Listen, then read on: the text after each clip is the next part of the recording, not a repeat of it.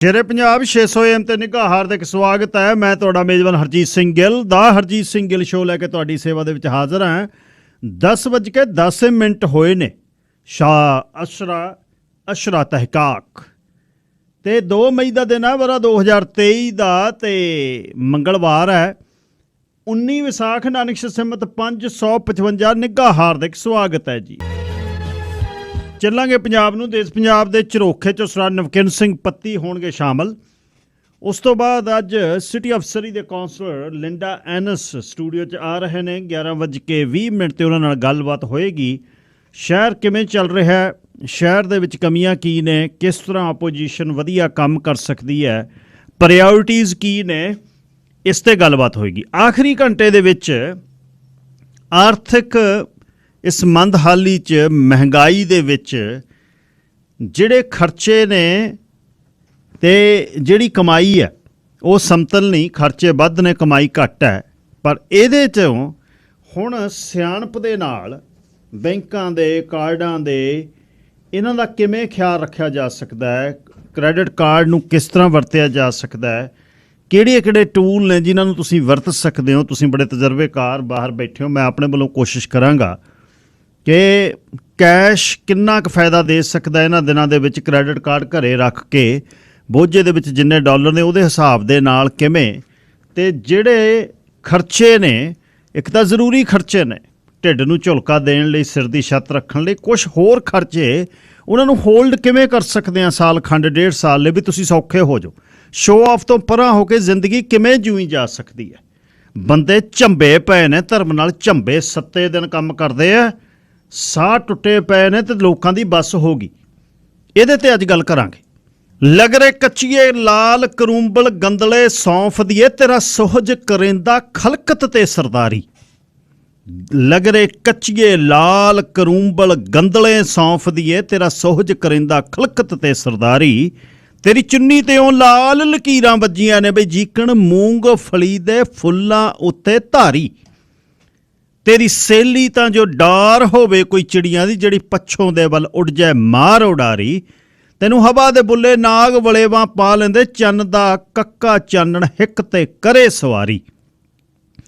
ਤੋਪੇ, ਧਾਗੇ, ਫੁੱਲ, ਸਰਾਣੇ, ਚੁੱਲ੍ਹੇ, ਚਰਖਿਆਂ ਤੇ ਤੇਰੇ ਹੰਸਣੀਆਂ ਜੇ ਹੱਥਾਂ ਦੀ ਮੁਖਤਿਆਰ ਕਿਹਾ ਜਾਂਦਾ ਮਾਲਕ, ਜਿਹੜਾ ਲਾਣੇਦਾਰ ਹੁੰਦਾ। ਤੇਰੇ ਸਾਹਾਂ ਦੇ ਵਿੱਚ ਰੋਹੀ ਗਿੱਧਾ ਪਾਉਂਦੀ ਹੈ, ਨਹੀਂ ਕੋਈ ਨਾਗ ਲਾ ਗਿਆ ਅੜੀਏ ਕੰਜ ਕੁਆਰੀ। ਤੇਰੀ ਧੂਣੀ ਜੇਡ ਫਕੀਰੀ ਮੌਤੋਂ ਪਿਆਰੀਆਂ ਨਹੀਂ, ਪਾ ਕੇ ਦਰਸ਼ਨ ਹੋ ਗਈ ਧੁੱਪ ਵੀ ਤੜਕਣ ਹਾਰੀ। ਧਣੀਆਂ ਸੁੰਡ ਰਲਾ ਕੇ ਰੁੱਤਾਂ ਖਾਣ ਪੰਜੀਰੀਆਂ, ਮੌਸਮ ਕੰਨ ਪੜਵਾਉਣ ਦੀ ਕਰਦੇ ਫਿਰਨ ਤਿਆਰੀ। ਰੇਤਾ ਟਿੱਬਿਆਂ ਦਾ ਤੂੰ ਮਰੂਏ ਦੇ ਵਿੱਚ ਗੁੰਨਦੀ ਏ, ਜਦ ਵੀ ਜੰਗਲੇ ਓਲੇ ਬੈਠੇ ਕੱਲੀ ਕਾਰੀ। ਜਿਹਦੀ ਯਾਦ ਦਾ ਪਾਣੀ ਬੰਨ ਤੋੜ ਕੇ ਚੜ੍ਹ ਗਿਆ ਨਹੀਂ, ਮੁੰਡਾ ਕੱਚਿਆਂ ਸੇਬਾਂ ਵਰਗਾ ਸ਼ੈਲ ਖਿਡਾਰੀ। ਪਹਿਲਾਂ ਪੱਤਣਾ ਉੱਤੇ ਸ਼ਮਕਾਂ ਦੇ ਨਾਲ ਕੁੱਟਿਆ ਤੂੰ, ਮਗਰੋਂ ਸਾਧ ਬਣੇ ਨੂੰ ਡਾਉਂਦੀ ਪਲੰਗ ਨਵਾਰੀ। ਕੱਚ ਦੀਆਂ ਵੰਗਾਂ ਲਾ ਕੇ ਅੜੀਏ ਨਰਮ ਕਲਾਈਆਂ 'ਚੋਂ, ਕੱਚ ਦੀਆਂ ਵੰਗਾਂ ਲਾ ਕੇ ਅੜੀਏ ਨਰਮ ਕਲਾਈਆਂ 'ਚੋਂ। ਨੀ ਤੂੰ ਚੁੱਕ ਲੈਂਦੀ ਐ ਕੀਕਣ ਕੁੜੇ ਕਟਾਰੀ, ਨੀ ਤੂੰ ਚੁੱਕ ਲੈਂਦੀ ਐ ਕੀਕਣ ਕੁੜੇ ਕਟਾਰੀ। ਲਗਰੇ ਕੱਚੀਏ ਲਾਰ ਕਰੂੰਬਲ ਗੰਦਲੇ ਸੌਂਫ ਦੀਏ, ਤੇਰਾ ਸੁਹਜ ਕਰੇਂਦਾ ਖਲਕਤ ਤੇ ਸਰਦਾਰੀ। ਚੁੰਨੀਆਂ ਦੀਆਂ ਕਹਾਣੀਆਂ ਨੇ ਜੇ ਸਿਰ ਢਕਿਆ ਹੋਵੇ, ਤੇਰੇ ਚੁੰਨੀ 'ਤੇ ਉਹ ਲਾਲ ਲਕੀਰਾਂ ਵੱਜੀਆਂ ਨੇ ਵੀ ਜੀਕਣ ਮੂੰਗਫਲੀ ਦੇ ਫੁੱਲਾਂ ਉੱਤੇ ਧਾਰੀ। ਇਹ ਹਰਮਨਜੀਤ ਲਿਖਦਾ ਹੈ ਅਤੇ ਹਰਭਜਨ ਮਾਨ ਦਾ ਗੀਤ ਵੀ ਨਾਲ ਨਾਲ ਹੈ।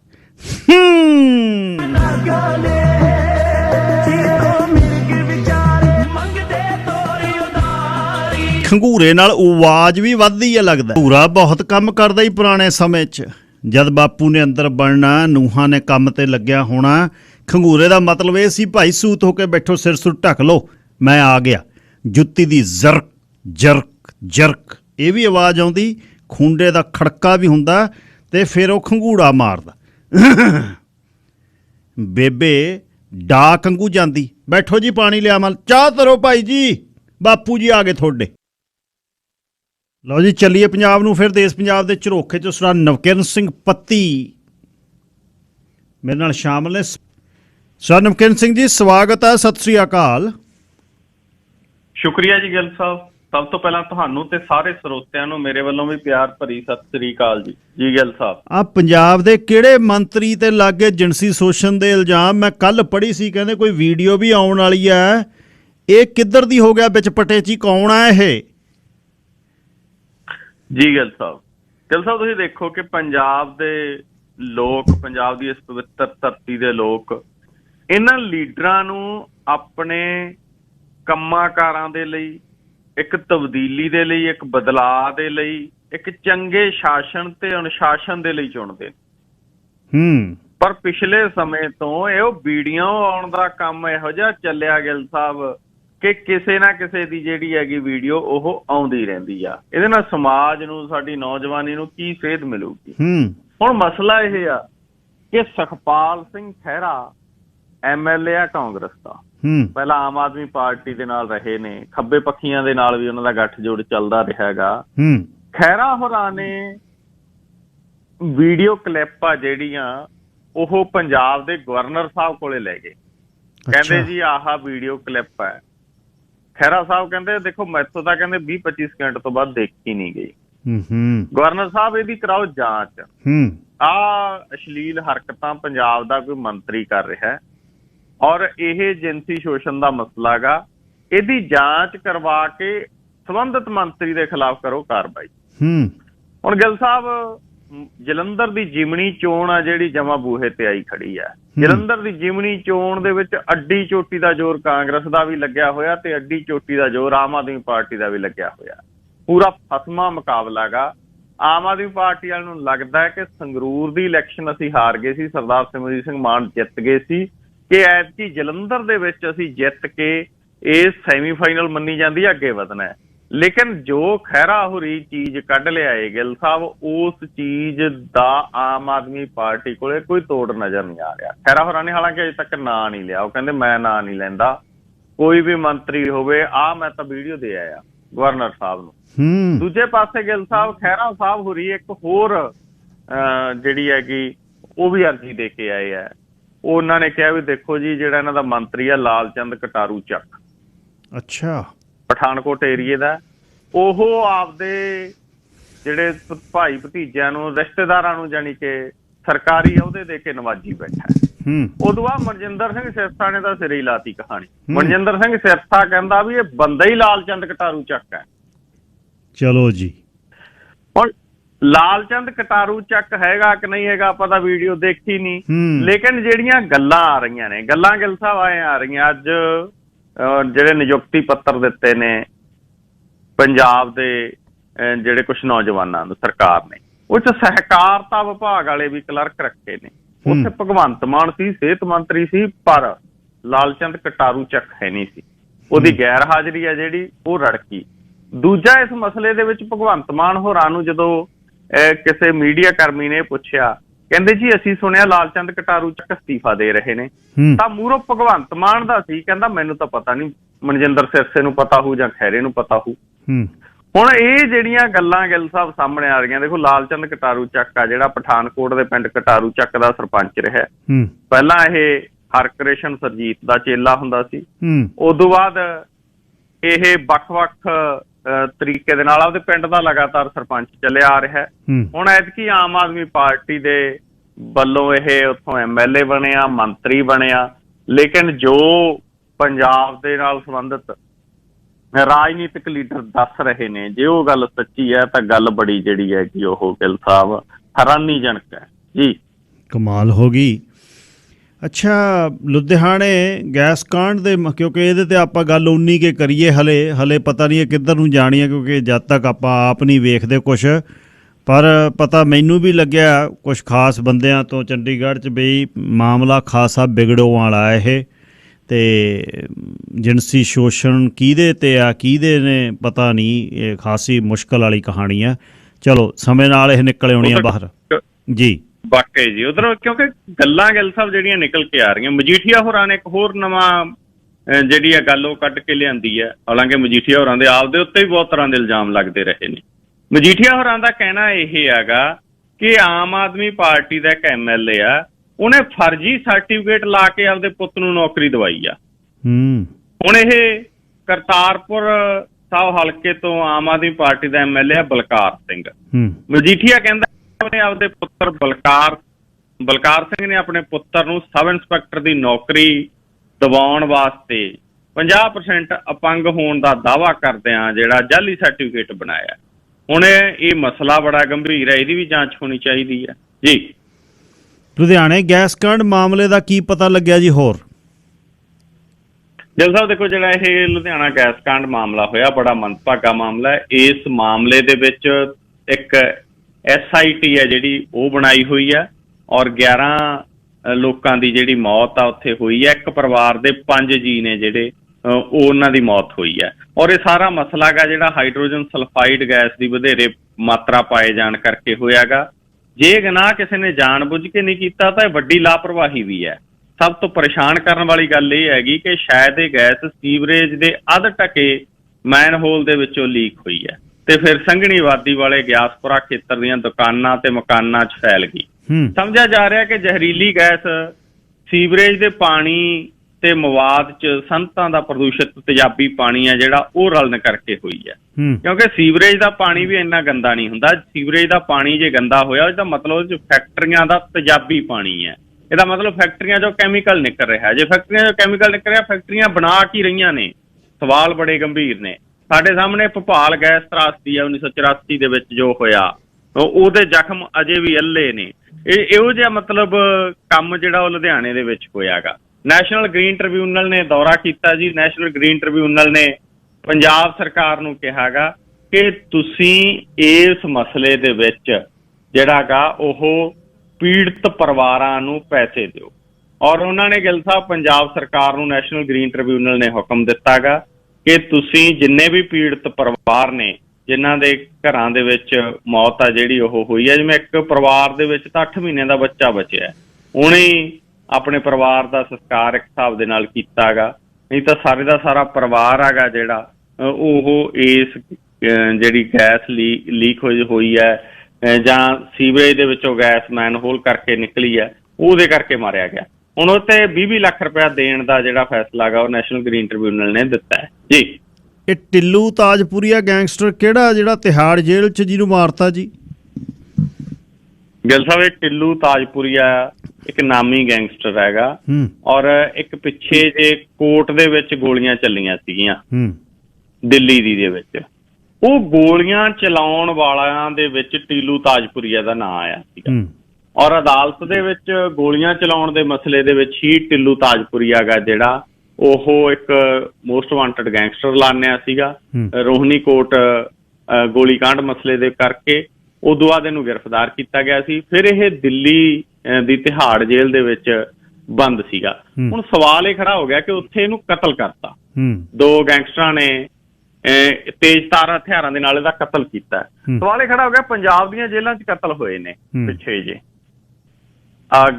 ਸਿੱਧੂ ਮੂਸੇਵਾਲਾ ਦੇ ਜਿਹੜੇ ਕਾਤਲ ਨੇ ਉਹ ਪੰਜਾਬ ਦੀਆਂ ਜੇਲ੍ਹਾਂ ਦੇ ਵਿੱਚ ਬੰਦ ਨੇ। ਉਹਨਾਂ ਮੁਲਜ਼ਮਾਂ ਦੇ ਵਿੱਚੋਂ 2 ਦਾ ਕਤਲ ਉਹਦੇ ਨਾਲ ਦਿਆਂ ਨੇ ਕੀਤਾ। ਬਹੁਤ ਸਾਰੇ ਮਸਲਿਆਂ ਦੇ ਵਿੱਚ ਪੰਜਾਬ ਦੀਆਂ ਜੇਲ੍ਹਾਂ ਤੇ ਸਵਾਲ ਉੱਠਦੇ ਰਹੇ, ਲੇਕਿਨ ਤਿਹਾੜ ਜੇਲ੍ਹ ਤਾਂ ਸੁਰੱਖਿਆ ਦੀ ਜੇਲ੍ਹ ਮੰਨੀ ਜਾਂਦੀ ਹੈ। ਹੁਣ ਤਾਂ ਇਹ ਮੰਨਿਆ ਜਾਂਦਾ ਜੇ ਤਿਹਾੜ ਜੇਲ੍ਹ ਦੇ ਵਿੱਚ ਇੱਕ ਗੈਂਗਸਟਰ ਦਾ ਕਤਲ ਹੋ ਗਿਆ ਤਾਂ ਸਵਾਲ ਇਹ ਖੜਾ ਹੁੰਦਾ ਕਿਹੜੀ ਜੇਲ੍ਹ ਸੁਰੱਖਿਅਤ ਹੈ। ਸਵਾਲ ਇਹ ਨਹੀਂ ਹੈ ਕਿ ਕੋਈ ਕਿੱਡਾ ਕ੍ਰਿਮੀਨਲ ਹੈ, ਸਵਾਲ ਇਹ ਹੈ ਕਿ ਜੇਲ੍ਹ ਦੇ ਵਿੱਚ ਕਿਸੇ ਵਿਅਕਤੀ ਦੀ ਜਾਨ ਮਾਲ ਦੀ ਰਾਖੀ ਕਰਨੀ ਸਰਕਾਰ ਦਾ, ਜੇਲ੍ਹ ਪ੍ਰਸ਼ਾਸਨ ਦਾ ਫਰਜ਼ ਬਣਦਾ ਹੈਗਾ। ਔਰ ਉੱਥੇ ਬਹੁਤ ਸਾਰੇ ਗੈਂਗਸਟਰ, ਬਹੁਤ ਸਾਰੇ ਗਿੱਲ ਸਾਹਿਬ ਦੋਸ਼ੀ ਇਸ ਕਰਕੇ ਜੇਲ੍ਹਾਂ 'ਚ ਮਾਰ ਦਿੱਤੇ ਜਾਂਦੇ ਨੇ, ਮਰਵਾ ਦਿੱਤੇ ਜਾਂਦੇ ਨੇ ਕਿ ਪਰਦਾ ਪਾਉਣਾ ਹੁੰਦਾ ਮਸਲੇ ਦੇ ਉੱਤੇ। ਔਰ ਇੱਥੇ ਕਿਹੜੇ ਮਸਲੇ ਤੇ ਪਰਦਾ ਪਾਉਣਾ ਇਹ ਵੀ ਕਹਾਣੀ ਹੈ ਜਿਹੜੀ ਉਹ ਸਾਹਮਣੇ ਆਵੇਗੀ। ਇਹਦੇ 'ਚ ਵੀ ਗੋਲਡੀ ਬਰਾੜ ਦਾ ਨਾਂ ਸੁਣੀਦਾ। ਮੈਂ ਇੱਕ ਰਿਪੋਰਟ ਪੜ੍ਹ ਰਿਹਾ ਸੀ ਗਿੱਲ ਸਾਹਿਬ, ਤੁਹਾਡੇ ਕੈਨੇਡਾ ਦੇ ਵਿੱਚ 25 ਮੋਸਟ ਵਾਂਟਡ ਗੈਂਗਸਟਰ ਨੇ ਜਿਹੜੇ ਉਹ ਐਲਾਨੇ ਨੇ, ਉਹਨਾਂ 'ਚ ਗੋਲਡੀ ਬਰਾੜ ਦਾ ਨਾਂ ਜੀ। ਉਹ ਕਹਿੰਦੇ ਗੋਲਡੀ ਬਰਾੜ ਮੋਸਟ ਵਾਂਟਡ ਹੈ। ਹੁਣ ਸਵਾਲ ਕੈਨੇਡਾ ਦਾ ਹੁੰਦਾ, ਕੈਨੇਡਾ ਨਾਲ ਜੁੜਿਆ ਹੁੰਦਾ ਤਾਂ ਸ਼ਾਇਦ ਗਿੱਲ ਸਾਹਿਬ ਇਹਦੀ ਚਰਚਾ ਪੰਜਾਬ 'ਚ ਨਾ ਉੱਠਦੀ। ਪਰ ਮਸਲਾ ਤਾਂ ਇਹ ਹੈ ਕਿ ਸਾਡੇ ਪੰਜਾਬ ਦਾ ਮੁੱਖ ਮੰਤਰੀ ਤਾਂ ਟਵੀਟ ਕਰ ਕਹਿ ਰਿਹਾ ਸੀਗਾ ਕਿ ਇਹ ਡਿਟੇਨ ਕੀਤਾ ਹੋਇਆ, ਛੇਤੀ ਲਿਆਵਾਂਗੇ ਫੜ ਕੇ। ਫੜ ਲਿਆ। ਇੱਕ ਪੱਤਰਕਾਰਾਂ ਦਾ ਜ਼ੋਰ ਲੱਗਿਆ ਹੋਇਆ ਸੀ ਸਭ ਤੋਂ ਪਹਿਲਾਂ। ਸਾਨੂੰ ਪਤਾ ਉਹ ਕਹਿੰਦੇ ਸੀ ਵੀ ਇਹ ਤਾਂ ਬਸ ਲਿਆਉਣ ਵਾਲੇ ਹੀ ਨੇ, ਡਿਟੇਨ ਕੀਤਾ ਹੋਇਆ ਉੱਥੇ, ਫੜ ਲਿਆ ਤਾਂ। ਹੁਣ ਜੇ ਫੜਿਆ ਹੋਇਆ ਸੀ ਫਿਰ ਕੈਨੇਡਾ ਵਾਲੀ ਜਿਹੜੀ ਗਵਰਨਮੈਂਟ ਹੈ ਜਾਂ ਕੈਨੇਡਾ ਦੀ ਜਿਹੜੀ ਪੁਲਿਸ ਹੈ ਉਹ ਮੂਰਖ ਥੋੜ੍ਹੀ ਹੈਗੀ ਵੀ ਉਹ ਉਹਨੂੰ ਮੋਸਟ ਵਾਂਟਡ ਐਲਾਨੂਗੀ। ਜੇ ਉਹਨੂੰ ਮੋਸਟ ਵਾਂਟਡ ਐਲਾਨ ਰਹੇ ਨੇ ਇਹਦਾ ਮਤਲਬ ਉਹ ਭਗੌੜਾ ਗਾ, ਇਹਦਾ ਮਤਲਬ ਉਹਨੂੰ ਡਿਟੇਨ ਨਹੀਂ ਕੀਤਾ, ਇਹਦਾ ਮਤਲਬ ਫੜਿਆ ਨਹੀਂ ਗਿਆ। ਤੇ ਜੇ ਫੜਿਆ ਨਹੀਂ ਗਿਆ, ਡਿਟੇਨ ਨਹੀਂ ਕੀਤਾ, ਤਾਂ ਫਿਰ ਕੀ ਸਾਡੇ ਪੰਜਾਬ ਦੇ ਮੁੱਖ ਮੰਤਰੀ ਸਾਹਿਬ ਜਾਂ ਉਹ ਮੀਡੀਆ ਕਰਮੀ ਇਸ ਗੱਲ ਦੇ ਉੱਤੇ ਸੌਰੀ ਫੀਲ ਕਰਨਗੇ ਕਿ ਅਸੀਂ ਗਲਤ ਇਨਫੋਰਮੇਸ਼ਨ ਫੈਲਾਈ, ਜਾਂ ਉਹ ਆਪਣੇ ਸੋਰਸ ਆਫ ਇਨਫੋਰਮੇਸ਼ਨ ਦੱਸਣਗੇ ਕਿ ਜਿਹੜੇ ਉਹਨਾਂ ਦੇ ਜਿਹੜੇ ਸੂਤਰ ਕਹਿੰਦੇ ਨੇ, ਸੂਤਰ ਨੇ ਸਾਡੇ। ਸੋ ਇਸ ਕਰਕੇ ਗੈਂਗਸਟਰਾਂ ਦਾ ਮਸਲਾ ਬੜਾ ਗੰਭੀਰ ਹੈ ਔਰ ਇਹਦੇ ਤੇ ਸਰਕਾਰ ਦੇ ਦਾਅਵੇ ਜਿਹੜੇ ਨੇ ਉਹ ਖੋਖਲੇ ਸਾਬਤ ਹੋ ਰਹੇ ਨੇ ਜੀ। ਰਾਤ ਨੂੰ ਮਹਿਫਲ 'ਚ ਜਦ ਪੈਗ ਲੱਗਦਾ, ਲੋਕਾਂ ਦੀਆਂ ਗੱਲਾਂ ਸੁਣ ਕੇ ਦੂਜੇ ਦਿਨ ਮੇਰੇ ਵਰਗਾ ਕਹੀ ਜਾਂਦਾ ਸਾਡੇ ਐਨੋਨਮਸ ਸੋਰਸ, ਨਾਂ ਨਹੀਂ ਲੈ ਸਕਦੇ ਉਹਨਾਂ ਦਾ। ਦੱਸ, ਐਡੀ ਝੂਠ, ਐਡੀ ਗਰਦਠ ਵਾਲੀ ਬ੍ਰੇਕਿੰਗ ਨਿਊਜ਼ ਦੇ ਵਿੱਚ ਉਹ ਬੰਦਾ ਫੜ ਲਿਆ, ਗੋਲਡੀ ਬਰਾੜ ਫੜ ਲਿਆ, ਐਂਟੀ ਗੈਂਗ ਟਾਸਕ ਫੋਰਸ ਦਾ ਇੱਕ SSP ਜਿਹੜਾ ਪਰਿਵਾਰ ਨਾਲ ਆਸਟ੍ਰੇਲੀਆ ਛੁੱਟੀਆਂ ਮਨਾ ਰਿਹਾ, ਉਹਨੂੰ ਵੀ ਕਹਿਦਾ ਅਮਰੀਕਾ ਆਇਆ ਹੋਇਆ। ਐਡੀ ਸੰਗ ਤੇ ਐਡੀ ਸ਼ਰਮ ਲਾਹੀ ਹੋਈ ਹੈ। ਅਸੀਂ ਪੜ੍ਹੇ ਹੋਏ ਹਾਂ ਜੀ, ਅਸੀਂ ਮਾਸ ਜਰਨਲਿਜ਼ਮ 'ਚ ਡਿਗਰੀਆਂ ਕੀਤੀਆਂ ਨੇ, ਪਤਾ ਨਹੀਂ ਕੀ ਕਰਦੇ ਤੁਰੇ ਫਿਰਦੇ ਆ। ਗੈਂਗਸਟਰ ਸਪੈਸ਼ਲਿਸਟ ਪੱਤਰਕਾਰ ਉਹ ਤਾਂ ਕਹਿੰਦੇ ਰਾਜਨੀਤੀ ਤੇ ਉਹ ਤੇ 1980 ਦੀਆਂ ਗੱਲਾਂ, 78 ਦੀਆਂ ਗੱਲਾਂ, ਤੇ ਉਹ ਗੱਲਾਂ ਉੱਚੀਆਂ ਕਰਕੇ ਵਿਊ 5-4 ਲੱਖ ਬੰਦਾ ਇਕੱਠਾ ਕਰ ਲਿਆ ਵੀ ਉਹ ਪੁਰਾਣੀਆਂ ਨਵੇਂ ਯੰਗਸਟਰਾਂ ਨੂੰ ਉਹ ਵਧੀਆ ਲੱਗਦੀਆਂ ਨੇ। ਗੋਲੀ ਚੱਲ ਗਈ, ਪੰਜਾਬ ਯੂਨੀਵਰਸਿਟੀ 'ਚ ਮੱਖਣ ਮਾਰਤਾ, ਇੱਧਰ ਇਹ ਹੋ ਗਿਆ, ਸੰਦੀਪ ਭਾਊ ਕਿੱਧਰ ਨੂੰ ਚਲੇ ਗਿਆ, ਡੈਂਪੀ ਚੰਦਪਾਨ ਕਿੱਧਰ ਨੂੰ ਚਲੇ ਗਿਆ। ਗੱਲਾਂ ਨੇ ਕੋਈ ਗਰਦ ਉਡਾਉਂਦੇ ਫਿਰਦੇ ਆ ਤੇ ਝੱਲਣਾ ਕੱਖ ਵੀ ਨਹੀਂ ਹੈ ਫਿਰ। ਸੋ ਮੈਂ ਇਹ ਬੜਾ ਇੱਕ ਮਤਲਬ ਮਾੜਾ ਰੁਝਾਨ ਚਲੇ ਗਿਆ। ਉਹ ਚੀਜ਼ਾਂ ਨੂੰ ਤੁਸੀਂ ਜਨਰੇਟ ਕਰਕੇ ਨਵੀਂ ਪੀੜ੍ਹੀ ਦੇ ਕੰਨਾਂ ਦਾ ਰਸ ਦੇ ਕੇ ਤੇ ਆਪਣੇ ਤੁਸੀਂ ਵਿਊ ਲੈ ਰਹੇ। ਹੈਰਾਨੀ ਦੀ ਗੱਲ। ਦਲਜੀਤ ਦੋਸਾਂਝ ਚਮਕੀਲੇ ਦੀ ਜ਼ਿੰਦਗੀ ਤੇ ਫਿਲਮ ਬਣਾ ਰਿਹਾ ਸੀ ਤੇ ਉਹਤੇ ਰੋਕ ਕਿਉਂ ਲੱਗ ਗਈ? ਗਿੱਲ ਸਾਹਿਬ, ਇਹ ਮਸਲਾ ਨਾ ਜਿਹੜਾ ਚਮਕੀਲੇ ਦੀ ਫਿਲਮ ਦੇ ਉੱਤੇ, ਦੇਖੋ ਜ਼ਿੰਦਗੀ ਦੇ ਉੱਤੇ ਫਿਲਮ ਤਾਂ ਦਲਜੀਤ ਦੋਸਾਂਝ ਬਣਾ ਰਿਹਾ ਸੀਗਾ, ਬਣਾ ਵੀ ਗਿੱਲ ਸਾਹਿਬ ਇਹ ਪ੍ਰਨੀਤੀ ਚੋਪੜਾ ਨਾਲ ਰਿਹਾ ਸੀਗਾ। ਪ੍ਰਨੀਤੀ ਚੋਪੜਾ ਅਸਲ ਦੇ ਵਿੱਚ ਉਹੀ ਬੀਬਾ ਜੀ ਨੇ ਜਿਹਦਾ ਆਉਣ ਵਾਲੇ ਦਿਨਾਂ ਦੇ ਵਿੱਚ ਪੰਜਾਬ ਦੇ ਇੱਕ ਵੱਡੇ ਲੀਡਰ ਦੇ ਨਾਲ ਵਿਆਹ ਹੋਣ ਜਾ ਰਿਹਾ ਹੈਗਾ।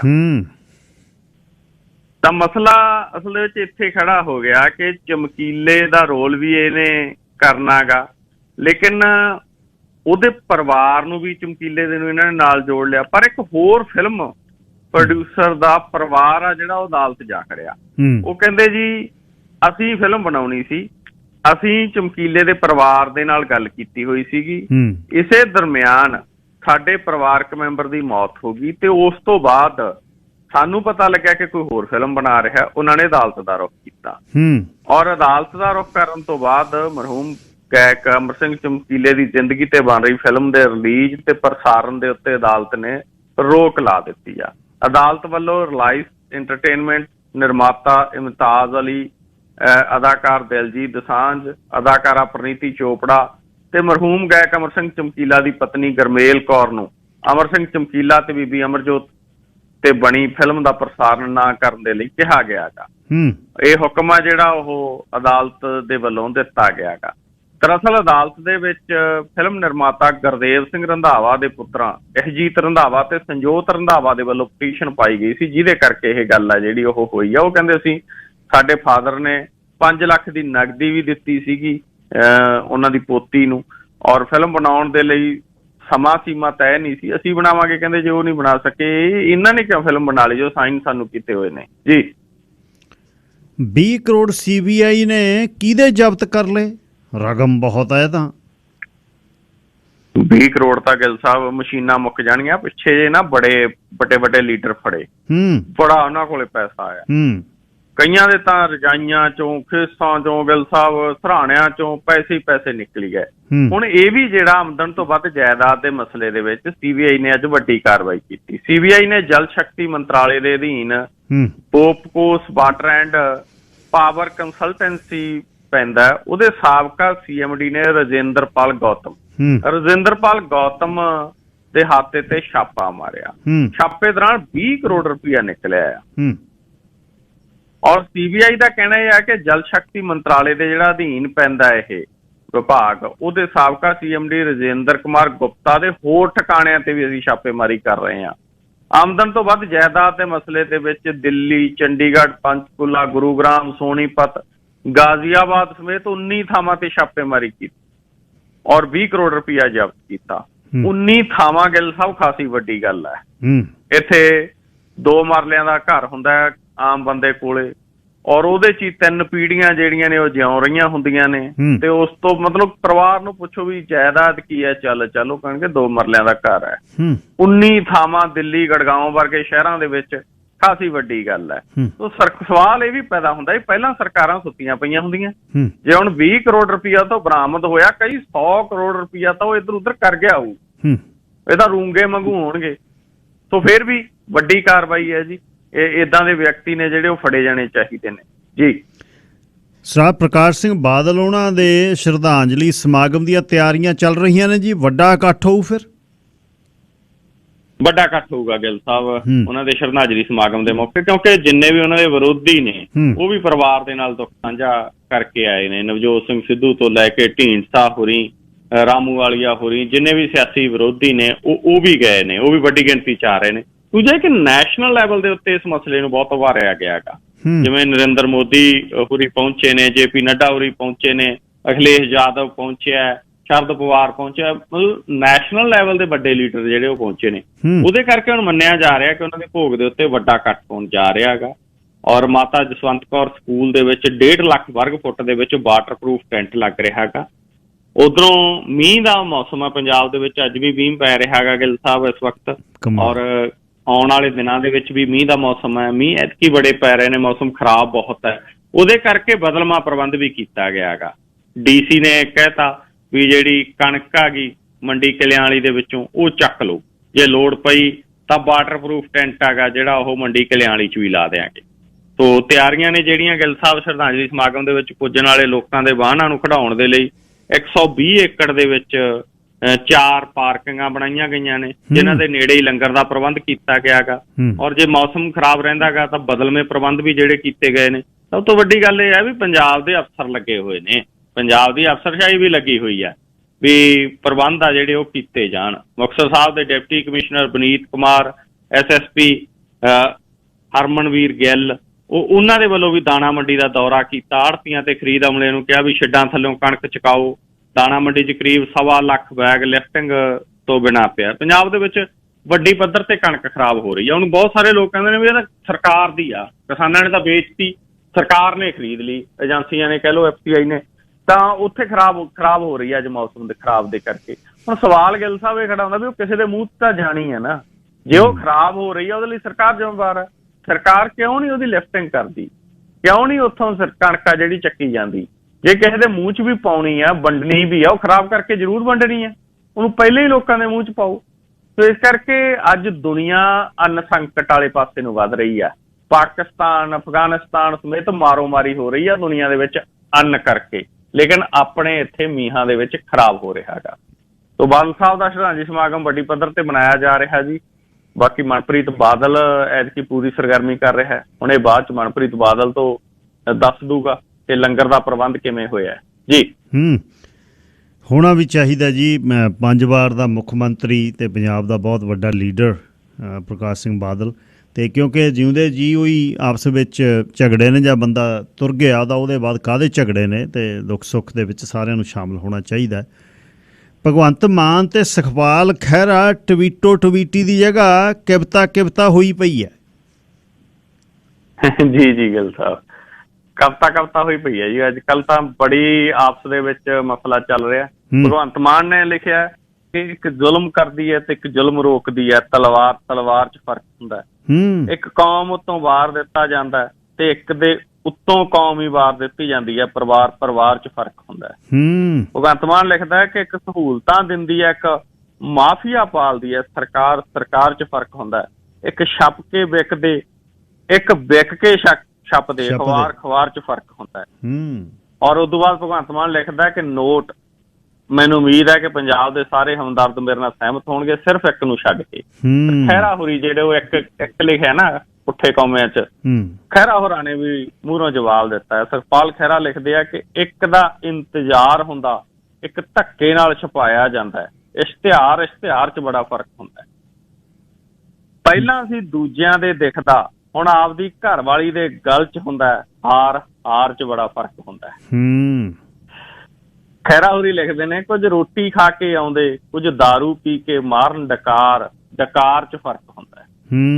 ਕਹਿੰਦੇ ਇੱਕ ਸਿੱਖਾਂ ਲਈ ਲੜਦਾ ਹੈ।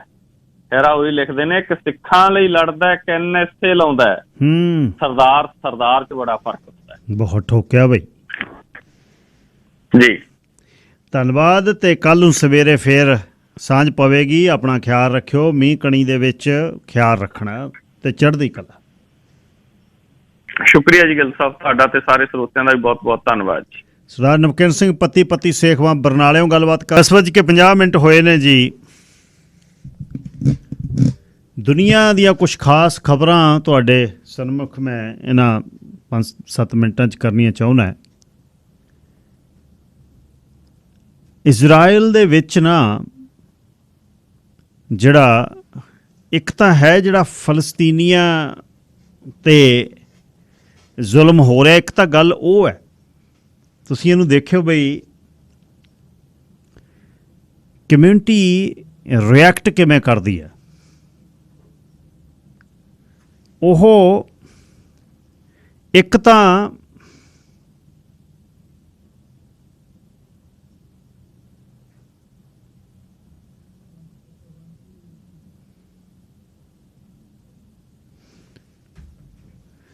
ਦੂਸਰਾ ਜਿਹੜਾ ਇੱਕ ਤਾਂ ਸਾਂਝੇ ਤੌਰ 'ਤੇ ਜਿੱਥੇ ਉਹ ਆਪਣੀ ਨੇਸ਼ਨਹੁੱਡ ਦੀ ਗੱਲ ਕਰਦੇ ਨੇ, ਜਿੱਥੇ ਉਹ ਅਧਿਕਾਰਾਂ ਦੀ ਗੱਲ ਕਰਦੇ ਨੇ, ਤੇ ਦੂਸਰੇ ਬੰਨੇ ਜੇ ਉਹਨਾਂ ਨੂੰ ਲੱਗਦਾ ਵੀ ਯਾਰ ਸਾਡੇ ਦੇਸ਼ ਦੇ ਵਿੱਚ ਸਾਡੀ ਆਪਣੀ ਹੋਂਦ ਦੀ, ਸਾਡੇ ਵੱਧ ਅਧਿਕਾਰਾਂ ਦਾ ਰੌਲਾ, ਤਾਂ ਉੱਥੇ ਉਹ ਨੇਤਨਯਾਹੂ ਦੇ ਖਿਲਾਫ ਹੁੰਦੇ ਨੇ। ਉਹ ਕਹਿੰਦੇ ਤੂੰ ਬਿਲਕੁਲ ਨਹੀਂ, ਜੁਡੀਸ਼ਰੀ ਤੋਂ ਉੱਪਰ ਕਿਵੇਂ ਹੋ ਜਾਏਗਾ, ਤੂੰ ਸੁਪਰੀਮ ਕੋਰਟ ਦੇ ਜੱਜ ਤੂੰ ਲਾਵੇਂਗਾ ਅਤੇ ਉਹਨਾਂ ਦੇ ਫੈਸਲੇ ਨੂੰ ਉਲੰਘ ਕੇ ਆਪਣੀ ਮਰਜ਼ੀ ਕਰੇਗਾ। ਬਹੁਤ ਵੱਡਾ ਸੁਨੇਹਾ ਇੱਕ ਦੁਨੀਆ ਦੇ ਵਿੱਚ, ਦੁਨੀਆ 'ਚ ਵਸਦੀਆਂ ਕੌਮਾਂ ਦੇ ਲਈ ਕਿ ਕਿਸ ਤਰ੍ਹਾਂ ਤੁਸੀਂ ਐਕਟ ਕਰਨਾ। ਇੱਕ ਆਪਣੇ ਤੌਰ 'ਤੇ, ਇੱਕ ਦੇਸ਼ ਦੇ ਤੌਰ 'ਤੇ ਸੰਯੁਕਤ ਰਹਿਣਾ, ਪਰ ਇੱਕ ਸੰਯੁਕਤ ਦੇਸ਼ ਦੇ ਵਿੱਚ ਰਹਿੰਦਿਆਂ ਜਦ ਤੁਹਾਡੇ ਹੱਕਾਂ 'ਤੇ ਡਾਕਾ ਪੈਂਦਾ ਤਾਂ ਆਪਣੇ ਲੀਡਰ ਦੇ ਖਿਲਾਫ ਖੜ੍ਹਨਾ। ਬਾਹਰ ਵੇਖਣ ਨੂੰ ਇਉਂ ਲੱਗਦਾ ਨਹੀਂ ਫਲਸਤੀਨੀ ਲੋਕਾਂ ਦੇ ਅਗੇਂਸਟ ਸਾਰੇ ਇਜ਼ਰਾਈਲ ਦੇ ਲੋਕ ਇਕੱਠੇ ਨੇ, ਨਹੀਂ, ਇਸ ਤਰ੍ਹਾਂ ਨਹੀਂ ਹੈ। ਬਹੁਤ ਵੱਡੇ ਰੋਸ ਪ੍ਰਦਰਸ਼ਨ ਹੋ ਰਹੇ ਨੇ ਇਜ਼ਰਾਈਲ ਦੇ ਵਿੱਚ ਨੇਤਨਯਾਹੂ ਦੇ ਖਿਲਾਫ। ਸੋ ਇਹ ਜਿਹੜਾ ਨਵਾਂ ਸੁਨੇਹਾ ਇਸ ਵਾਰ ਦਿੱਤਾ, ਉਹਦੇ ਵਿੱਚ ਇਹ ਆ ਕਿ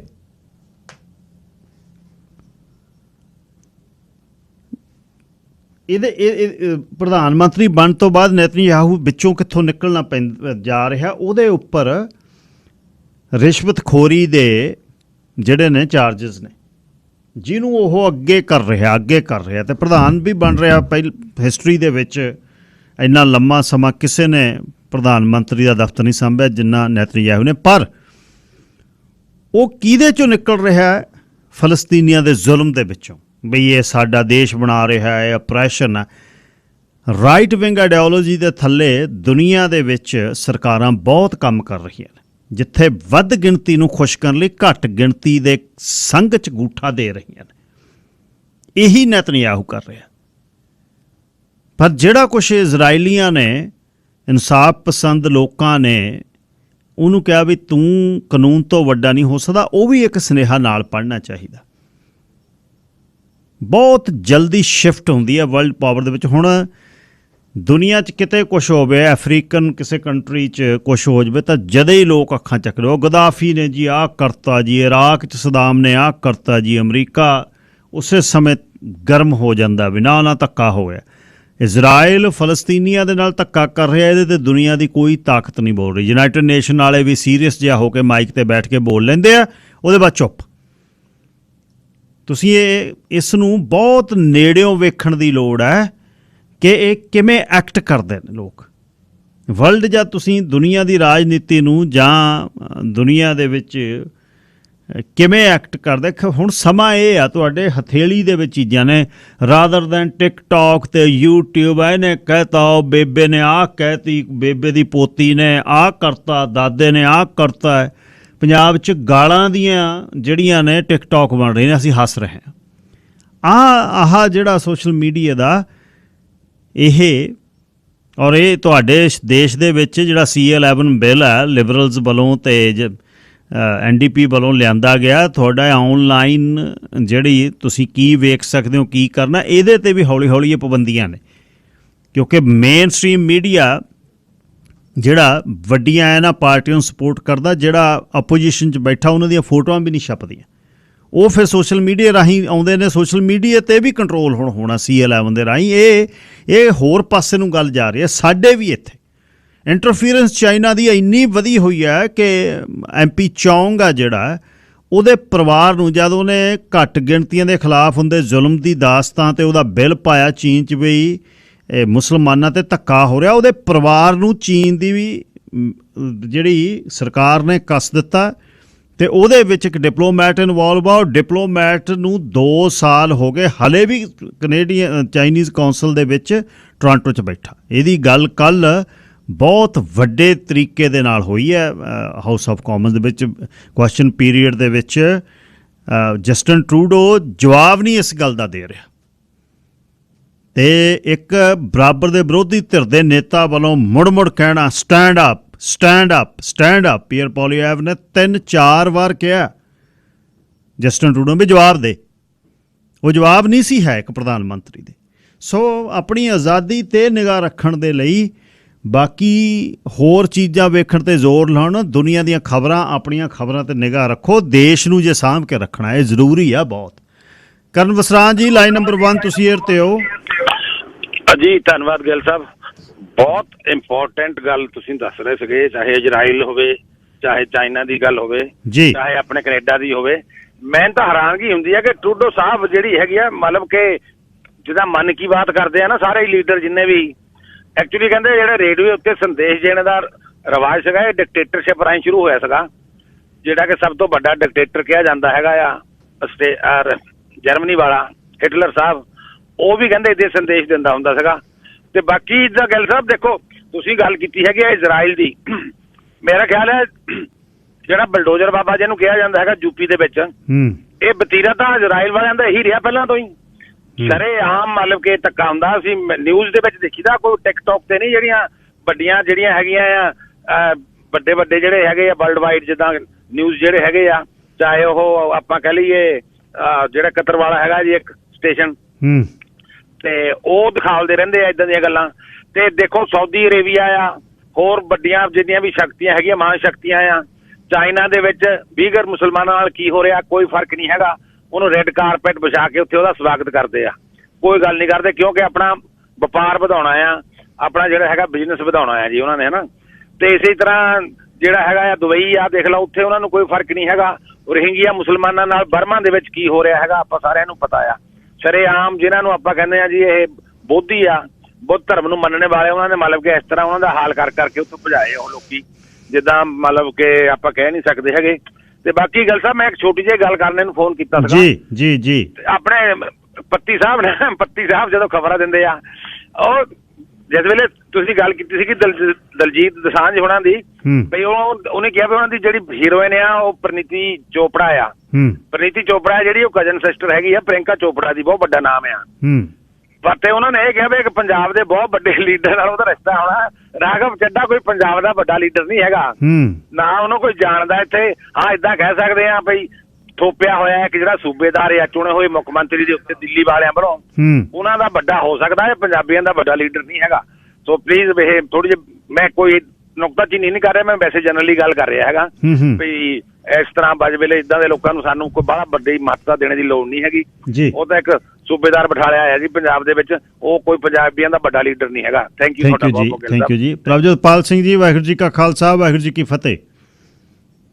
ਵਾਹਿਗੁਰੂ ਜੀ ਕਾ ਖਾਲਸਾ ਵਾਹਿਗੁਰੂ ਜੀ ਕੀ ਫਤਿਹ। ਹਾਂਜੀ, ਤੁਸੀਂ ਇਜ਼ਰਾਈਲ ਦੀ ਗੱਲ ਕਰ ਰਹੇ ਸੀ। ਇੱਕ ਪਾਸੇ ਤਾਂ ਫਲਸਤੀਨੀਆਂ ਨਾਲ ਕੀਤੇ ਜਾਣਾ ਧੱਕਾ, ਤਾਂ ਦੂਸਰੇ ਪਾਸੇ ਜਿਹੜਾ ਲੋਕਾਂ ਨੂੰ ਉੱਥੇ ਜਿਹੜਾ ਉਹਨਾਂ ਦੇ ਜਿਹੜੇ ਆਪਣੇ ਹੱਕ ਹੈਗੇ ਆ, ਉਹਦੇ ਜਿਹੜਾ ਜਸਟਿਸ ਸਿਸਟਮ ਆ ਉਹਦੇ ਵਿੱਚ ਜਿਹੜੀ ਪ੍ਰਧਾਨ ਮੰਤਰੀ ਵੱਲੋਂ ਇੰਟਰਫੇਰੈਂਸ ਹੈਗੀ ਆ, ਉਹ ਦੋਏ ਗੱਲਾਂ ਜਿਹੜੀਆਂ ਵੱਖ-ਵੱਖ ਲੈਵਲ 'ਤੇ ਕੀਤੀਆਂ ਜਾ ਰਹੀਆਂ। ਇਹ ਗੱਲ ਜਿੱਦਾਂ ਨਾ ਇੱਕ ਪਾਸਾ ਤਾਂ ਅਸੀਂ ਇਹ ਦੇਖਦੇ ਹਾਂ ਵੀ ਉਹ ਆਪਣੇ ਦੇਸ਼ ਲਈ ਜਿਹੜਾ ਹੈਗਾ ਫਲਸਤੀਨ ਦੇ ਖਿਲਾਫ ਕਿੱਦਾਂ ਖੜਦੇ ਆ, ਤੇ ਦੂਸਰੇ ਪਾਸੇ ਅਸੀਂ ਜਦੋਂ ਉਹਨਾਂ ਦੇ ਆਪਣੇ ਹੱਕ ਆਉਂਦੇ ਆ ਉੱਥੇ ਉਹਨਾਂ ਦਾ ਜਿਹੜਾ ਆ ਮਿਆਰ ਬਦਲ ਜਾਂਦਾ ਹੈਗਾ। ਉੱਥੇ ਫਿਰ ਉਹ ਪ੍ਰਧਾਨ ਮੰਤਰੀ ਉਹ ਹੱਕ ਨਹੀਂ ਹੈਗੇ ਜਿਹੜੇ ਫਲਸਤੀਨ ਦੇ ਉੱਤੇ ਅਤਿਆਚਾਰ ਕਰਨ ਲਈ ਜਿਹੜੇ ਹੱਕ ਇਹੋ ਦਿੰਦੇ ਹੈਗੇ। ਇਹੋ ਗੱਲ ਜਿਹੜੀ ਆ ਮੈਂ 2016 ਦੇ ਵਿੱਚ 6 ਜੂਨ 2016 ਦੇ ਵਿੱਚ ਨਿਊਯਾਰਕ UNO ਦੇ ਮੂਹਰੇ ਅਸੀਂ ਵੀ ਉੱਥੇ ਗਏ ਹੋ ਸੀਗੇ, ਤਾਂ ਉੱਥੇ ਮੈਂ ਦੇਖਿਆ ਫਲਸਤੀਨੀ ਜਿਹੜੇ ਹੈਗੇ ਆਪਣੇ ਇਜ਼ਰਾਈਲੀ ਜਿਊਸ਼ ਜਿਹੜੇ ਹੈਗੇ ਆ, ਉਹ ਇਜ਼ਰਾਈਲ ਦੇ ਖਿਲਾਫ ਪ੍ਰੋਟੈਸਟ ਕਰ ਰਹੇ ਸੀ। ਉਸ ਵੇਲੇ ਮੈਨੂੰ ਸਮਝ ਨਹੀਂ ਆਈ ਸੀ ਗੱਲ ਇਹ ਕਾਹਤੇ ਕਰ ਰਹੇ ਹੈਗੇ ਆ। ਉਹ ਫਲਸਤੀਨ ਦੇ ਹੱਕ ਵਿੱਚ ਜਿਊਸ਼ ਲੋਕ ਸੀਗੇ ਜਿਨ੍ਹਾਂ ਨੇ ਉਹ ਪਿੱਛੇ ਆਪਣੇ ਉਹ ਛੋਟੀ ਜਿਹੀ ਟੋਪੀ ਪਾਈ ਹੁੰਦੀ ਆ ਤੇ ਆਪਣੇ ਉਹ ਤਕਰੀਬਨ ਉਹਦੀ ਸਾਈਡ ਤੇ 2 ਲੰਬੀਆਂ ਗੇਟਾਂ ਰੱਖੀਆਂ ਹੁੰਦੀਆਂ, ਆਰਥੋਡਾਕਸ ਜਿਹੜੇ ਜਿਊਸ਼ ਹੈਗੇ ਆ ਉਹ ਸੀਗੇ। ਮੈਂ ਬੜਾ ਹੈਰਾਨ ਸੀ ਵੀ ਇਹ ਆਪਣੇ ਦੇਸ਼ ਦੇ ਖਿਲਾਫ ਕਾਹਤੇ ਗੱਲ ਕਰ ਰਹੇ ਆ। ਜਿਹੜੇ ਲੋਕਾਂ ਨੂੰ ਤਾਂ ਇਸ ਗੱਲ ਦਾ ਚੇਤਾ ਹੈਗਾ ਆ ਵੀ ਉਹਨਾਂ ਦਾ ਆਪਣਾ ਵੀ ਕਿਸੇ ਵੱਲ ਇੱਕ ਕਤਲੋਗਾਰਤ ਹੋਈ ਸੀ, ਉਹਨਾਂ ਦਾ ਆਪਣਾ ਘਾਣ ਹੋ ਰਿਹਾ ਸੀਗਾ, ਤੇ ਉਸ ਵੇਲੇ ਜਿਹੜਾ ਉਹਨਾਂ ਦੇ ਨਾਲ ਖੜਨ ਵਾਲਾ ਕੋਈ ਨਹੀਂ ਸੀ ਦੁਨੀਆ ਦੇ ਵਿੱਚ। ਉਹ ਧੱਕੇ ਖਾਂਦੇ ਸੀ, ਫਿਰਦੇ ਸੀ, ਤੇ ਉਹਨਾਂ ਨੂੰ ਫਿਰ ਜਦੋਂ ਆਪਣਾ ਦੇਸ਼ ਬਣਿਆ ਜਿੱਥੇ ਆਪਣੀ ਆਜ਼ਾਦੀ ਮਿਲੀ ਆ, ਉਸ ਵੇਲੇ ਉਹ ਜਿਹੜੇ ਮੈਂ ਹੁਣ ਉਸ ਗੱਲ ਨੂੰ ਮੈਂ ਸਲੂਟ ਕਰਦਾ ਵੀ ਉਹ ਇਜ਼ਰਾਈਲ ਦੇ ਖਿਲਾਫ ਜਿਹੜਾ ਆ ਹੋ ਰਿਹਾ ਉਹਦੇ ਖਿਲਾਫ ਜਿਹੜਾ ਪ੍ਰੋਟੈਸਟ ਸੀ, ਉਹਨਾਂ ਨੂੰ ਉਹ ਗੱਲ ਸੀ ਤੇ ਇਹ ਅਸੀਂ ਅੱਜ ਇਹਨਾਂ ਫਲਸਤੀਨੀਆਂ ਨਾਲ ਨਾ ਕੱਢੇ, ਕੱਲ ਨੂੰ ਸਾਡੀ ਵੀ ਵਾਰੀ ਤੇ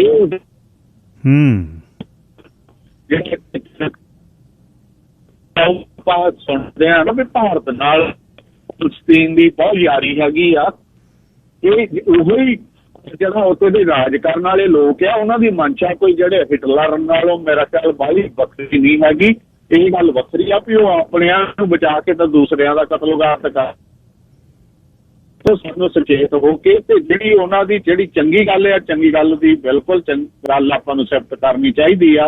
ਉਹਨੇ ਆਪਣੇ ਰਾਜ ਲਈ ਜੋ ਤਰੱਦਦ ਕੀਤਾ, ਜਿਹੜਾ ਜ਼ੁਲਮ ਦੇ ਖਿਲਾਫ ਖੜਦੇ ਆ, ਪਰ ਦੂਸਰੇ ਪਾਸੇ ਜਿੱਥੇ ਜ਼ੁਲਮ ਕਰਦੇ ਆ ਉਸ ਗੱਲ ਦੀ ਵੀ ਗੱਲ ਜਿਹੜੀ ਆ ਕਰਨੀ ਚਾਹੀਦੀ ਆ। ਇਹ ਉੱਥੇ ਦੇ ਲੋਕਾਂ 'ਚ ਜਿਹੜੀ ਘਾਟ ਹੈਗੀ ਆ, ਸਾਨੂੰ ਇਸ ਗੱਲ ਨੂੰ ਜਿਹੜਾ ਆ ਉਜਾਗਰ ਕਰਨਾ ਚਾਹੀਦਾ। ਤੇ ਜਿਹੜਾ ਆਪਣੇ ਹੈਗਾ ਆ ਇੱਥੇ ਪਾਰਲੀਮੈਂਟ ਵਿੱਚ ਜੋ ਕੁਛ ਹੋ ਰਿਹਾ ਉਹ ਬਹੁਤ ਅਪਸੈਟਿੰਗ ਹੈਗਾ। ਸਾਡੀ ਜਿਹੜੀ ਇੱਥੇ ਜਿਹੜਾ ਦੇਸ਼ ਕੈਨੇਡਾ ਹੈਗਾ ਇਹਨੂੰ ਖਤਰਾ ਹੈ, ਇਹਦੀ ਡੈਮੋਕ੍ਰੇਸੀ ਨੂੰ ਖਤਰਾ ਹੈ।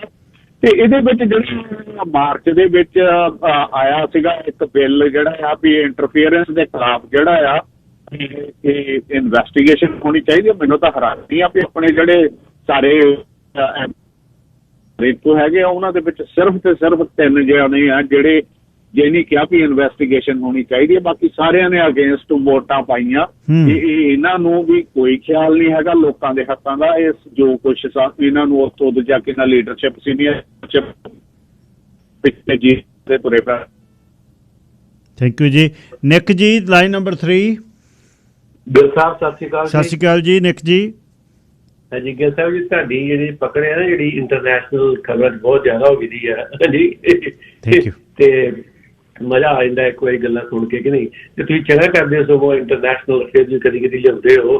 ਪੰਜਾਬ ਦੀਆਂ ਬੰਦਾ ਕਿੰਨੀਆਂ ਗੱਲਾਂ ਕਰ ਸਕਦਾ। ਜੀ ਜੀ ਜੀ। ਅੱਛਾ, ਤੇ ਇਜ਼ਰਾਈਲ ਦੀ ਗੱਲ ਮੈਨੂੰ ਯਾਦ ਹੈ ਜਦੋਂ ਮੈਂ ਇੱਥੇ ਆਇਆ ਨਾ 75 ਦੇ ਵਿੱਚ ਜੀ, ਉਦੋਂ ਬੜਾ ਕੰਮ ਚੱਲਦਾ ਪਿਆ ਸੀ, ਬੜਾ ਭਖਿਆ ਹੋਇਆ ਸੀ ਕੰਮ ਇਹਨਾਂ ਦਾ, ਤੇ ਪੈਲਸਟੀਨੀਅਨ ਦੀ ਸਪੋਰਟ ਵੀ ਬੜੀ ਸੀਗੀ ਵਰਲਡ ਦੇ ਵਿੱਚ। ਅਤੇ ਹੌਲੀ ਹੌਲੀ ਸਪੋਰਟ ਘਟੀ। ਮਿਡਲ ਈਸਟਰਨ ਕੰਟਰੀ ਜਿਹੜੇ ਨੇ ਇਹਦੇ ਬਹੁਤ ਹੱਕ ਚ ਹੁੰਦੇ ਸੀ ਪੈਲਸਟਾਈਨ ਦੇ। ਇਜ਼ਰਾਈਲ ਹਮੇਸ਼ਾ ਬਾਈਕਾਟ ਹੁੰਦਾ ਸੀਗਾ ਪੈਲਸਟੀਨ ਦੀ। ਆਪਣੇ ਯਾਸਰ ਅਰਾਫਤ ਦੇ ਥੱਲੇ ਕਾਫੀ ਦੇਰ ਚੱਲਦੇ ਰਹੇ ਆ, ਡੈਥ ਯੂ ਨੋ ਚੰਗੀ ਰਹੀ ਪਾਵਰ। ਪਰ ਜਦੋਂ ਅਮਰੀਕਾ ਸੀ ਨਾ ਇਜ਼ਰਾਈਲ ਦੇ ਨਾਲ, ਉਹ ਕੋਈ ਹੋਰ ਦੇਸ਼ ਨਾਲ ਖੜ ਨਹੀਂ ਸਕਦਾ। ਜੀ ਜੀ ਜੀ, ਇਹ ਪ੍ਰੋਬਲਮ ਸੀ ਅਮਰੀਕਾ ਦੀ ਸਪੋਰਟ ਦੇ ਨਾਲ ਕਿ ਨਹੀਂ ਇਜ਼ਰਾਈਲ ਇੱਥੋਂ ਤੱਕ ਪਹੁੰਚ ਗਿਆ। ਹਾਂਜੀ, ਇਹਨਾਂ ਨੂੰ ਹੁਣ ਦੀ ਗੱਲ ਛੱਡੋ ਤੁਸੀਂ, ਮੈਂ ਕਰਨ ਡਿਆ 30 ਸਾਲਾਂ ਦੀ ਗੱਲ। ਇਹਨਾਂ ਨੂੰ ਐਨੂਅਲ ਸੀ ਕਾਂਗਰਸ ਅਪਰੂਵ ਕਰਦੀ ਸੀ ਅਮਰੀਕਾ ਦੀ $2 ਬਿਲੀਅਨ ਕੈਸ਼ ਸਾਲ ਦਾ। ਬਾਕੀ ਆਰਮਸ ਵਗੈਰਾ ਸਾਰੀਆਂ ਉਹ ਵੱਖਰੀਆਂ। ਹਾਂਜੀ, ਤੇ ਇਸ ਕਰਕੇ ਇਹਨਾਂ ਦੀ ਇੰਨੀ ਪ੍ਰੋਗਰੈਸ ਹੋ ਗਈ। ਪਰ ਉਂਝ ਹੈ ਲੋਕੀ ਸਮਾਰਟ ਨੇ ਹੁੰਦੇ ਆ ਜੀ, ਯੂਥ ਜਿਹੜੇ ਕਿ ਨਹੀਂ, ਯੂਥ ਜਿਹੜੇ ਨੇ ਹੈ ਸਮਾਰਟ ਨੇ। ਤੇ ਇਹ ਬਾਅਦ ਚ ਫਿਰ ਮੈਂ ਪਹਿਲਾਂ ਤਾਂ ਬੜਾ ਰਿਹਾ ਪੈਲਸਤੀਨ ਦੇ ਹੱਕ ਦੇ ਵਿੱਚ ਬੜਾ ਰਿਹਾ, ਹਲੇ ਵੀ ਹੈ ਉਹਦੇ ਹੱਕ ਚੋਂ ਆ ਜਿਹੜੇ ਹਿਊਮਨ ਰਾਈਟਸ ਨੇ ਉਹਦੇ ਰਿਸਪੈਕਟ ਕਰਨੇ ਚਾਹੀਦੇ ਆ। ਪਰ ਜੇ ਸਾਰੀ ਹਿਸਟਰੀ ਤੁਸੀਂ ਫੋਲ ਕੇ ਦੇਖੋ ਨਾ, ਪੁਰਾਣੀ ਸਾਰੀ ਫਰੋਮ ਲਾਈਕ 1500 1600 ਤੋਂ, ਤੇ ਇਹ ਯੂਥ ਦਾ ਥੋੜਾ ਬਹੁਤ, ਮੈਂ ਨਹੀਂ ਕਹਿੰਦਾ ਸਾਰਾ, ਥੋੜਾ ਬਹੁਤ ਇਹਨਾਂ ਦਾ ਹੈ ਸੀਗਾ ਉੱਥੇ ਬੇਸ ਮਿਡਲ ਈਸਟ ਦੇ ਵਿੱਚ। ਹਾਂਜੀ, ਤੇ ਇਸ ਕਰਕੇ ਤਾਂ ਕਰਕੇ ਨਾਲੇ ਫਿਰ ਉੱਥੇ ਜੀਸਸ ਦਾ ਬਰਥ ਹੋ ਗਿਆ ਉੱਥੋਂ ਦਾ। ਹਾਂਜੀ, ਉਹ ਕ੍ਰਿਸਚੀਅਨ ਜਿਹੜੇ ਨੇ ਉਹ ਸਾਰੇ ਜੂਸ ਦੀ ਸਪੋਰਟ 'ਚ ਆ ਗਏ, ਇਸਰਾਈਲ ਜਾਂਦੇ ਨੇ ਹਰ ਸਾਲ। ਹਾਂਜੀ, ਇੱਥੋਂ ਦੇ ਕ੍ਰਿਸਚੀਅਨ ਸਾਰੇ ਵੈਸਟ ਦੇ, ਸਾਰੇ ਯੂਰਪ 'ਚੋਂ ਵੀ, ਨਾਰਥ ਅਮਰੀਕਾ 'ਚੋਂ ਵੀ। ਹਾਂਜੀ, ਉਹ ਇਸ ਕਰਕੇ ਵੀ ਜੀਸਸ ਦੀ ਬਰਥ ਪਲੇਸ ਹੋਆ, ਤੇ ਇਸ ਕਰਕੇ ਇਹਨਾਂ ਦਾ ਫਰਕ ਪੈ ਗਿਆ। ਨਹੀਂ ਤੁਸੀਂ ਵੇਖ ਲਓ ਦਿੱਲੀ 'ਚ ਜਦੋਂ ਇੰਦਰਾ ਗਾਂਧੀ ਸੀ ਪ੍ਰਧਾਨ ਮੰਤਰੀ, ਤੇ ਉਹ ਯਾਸਰ ਅਰਾਫਾਤ ਨਾਲ ਬੜੀ ਦੋਸਤੀ ਸੀ ਉਹਦੀ, ਬਹੁਤ ਨੇੜਤਾ ਸੀ। ਉਹਦੇ ਨਾਂ ਤੇ ਸਕੁਅਰ ਬਣਾਈ ਗਈ ਦਿੱਲੀ ਦੇ ਵਿੱਚ, ਯਾਸਰ ਅਰਾਫਾਤ ਸਕੁਅਰ ਕਹਿ ਗਿਆ, ਇਹ ਕਰਦੇ ਆ ਸੁਣਿਆ ਸੀਗਾ। ਤੇ ਇਹ ਤੇ ਵਿਚਾਰਿਆਂ ਦਾ ਕਿ ਹੁਣ ਬੜਾ ਹਾਲ ਹੋ ਗਿਆ ਵਾ, ਇਹਨਾਂ ਦੇ ਹੱਕ 'ਚ ਨਾ ਕੋਈ ਹੁਣ ਬੋਲਦਾ ਵਾ, ਨਾ ਹੀ ਉਹਨਾਂ ਦੇ ਹੱਕ 'ਚ, ਨਾ ਹੀ ਉਹਨਾਂ ਦੇ ਹੱਕ 'ਚ ਆਇਆ ਵਾ। ਥੈਂਕ ਯੂ ਵੀਰ ਜੀ, ਮਾੜੀ ਹਾਲਤ ਆ। ਥੈਂਕ ਯੂ ਜੀ, ਥੈਂਕ ਯੂ। ਅੱਜ ਮੈਂ ਬੇਨਤੀ ਕੀਤੀ ਪਿਛਲੇ ਦਿਨਾਂ ਦੀ, ਐਕਚੁਅਲੀ ਆਹ ਪੁਲਿਸ ਡਿਸੀਜ਼ਨ ਤੋਂ ਪਹਿਲਾਂ ਵੀ, ਲਾਸਟ ਮੰਥ ਮੈਂ ਸੈਟਅਪ ਕੀਤਾ ਸੀ ਸਰੀਫਸ ਦੇ ਕਾਉਂਸਲਰ ਲਿੰਡਾ ਐਨਸ ਦੇ ਨਾਲ। ਲਿੰਡਾ ਐਨਸ ਪਿਛਲੀ ਵਾਰ ਇਕੱਲੇ ਜਿੱਤੇ ਸੀ ਸਰੀਫਸ ਵੱਲੋਂ। ਸੋ ਉਹਨਾਂ ਨੂੰ ਬੇਨਤੀ ਕੀਤੀ ਵੀ ਸ਼ਹਿਰ ਦੀਆਂ ਪ੍ਰਾਇਓਰਟੀਜ਼ ਕੀ ਨੇ, ਸਿਟੀ ਦੇ ਵਿੱਚ ਕੀ ਹੋਣਾ ਚਾਹੀਦਾ। ਸਿਰਫ ਇੱਕ ਇਸ਼ੂ ਪੁਲਿਸਿੰਗ ਦਾ, ਉਹਦੇ ਆਲੇ ਦੁਆਲੇ ਸਾਰਾ ਕੁਝ ਚੱਲ ਰਿਹਾ। ਲਾਸਟ 4 years ਜਿਹੜਾ ਡਗ ਮਕੱਲਮ ਦੇ ਸਮੇਂ ਵੀ policing and now again it is almost 6 months still policing. ਬਹੁਤ ਕੁਝ ਹੋ ਰਿਹਾ ਹੈ। ਲਿੰਡਾ ਐਨਸ ਉਹਨਾਂ ਨੂੰ ਮੈਂ ਬੇਨਤੀ ਕੀਤੀ ਹੈ, ਤੇ ਅੱਜ ਮੇਰੇ ਨਾਲ ਨੇ, ਅੱਜ ਖੁੱਲ੍ਹ ਕੇ ਗੱਲਾਂ ਸ਼ਹਿਰ ਦੀਆਂ ਕਰਾਂਗੇ ਉਹਨਾਂ ਨਾਲ। Councillor Ennis, thank you so much for joining us and really appreciate your time. My pleasure, and thank you so much for having me here today. Thank you so much. Get close to mic, please. So I was talking to the listeners in Punjabi. There's so much going on in city, but focus is only on policing. Last 4 years of Doug McCallum, the policing and dispute about policing, getting in and out, so much going on. Still 6 months, that's pretty much going on. Is only policing is the issue in city, or is nothing? What do you think about this policing issue? Well, I'm hugely disturbed that we have been spending so much time on the policing issue. What we should have done right from the get-go, we should have developed the plan, figured out what it was going to cost us, and had a referendum and just dealt with it right from the get-go. For dragging this on for 4.5 years and not dealing with other key issues in the city, like the roads, like schools, recreation centers, developments, everything seems to be sidelined while we deal with this one issue. And as we know, since I was elected in 2018, there's been 55,000 people that have moved to Surrey. We aren't keeping up, and we need to do a better job. How were your experience from 2018 to 2022?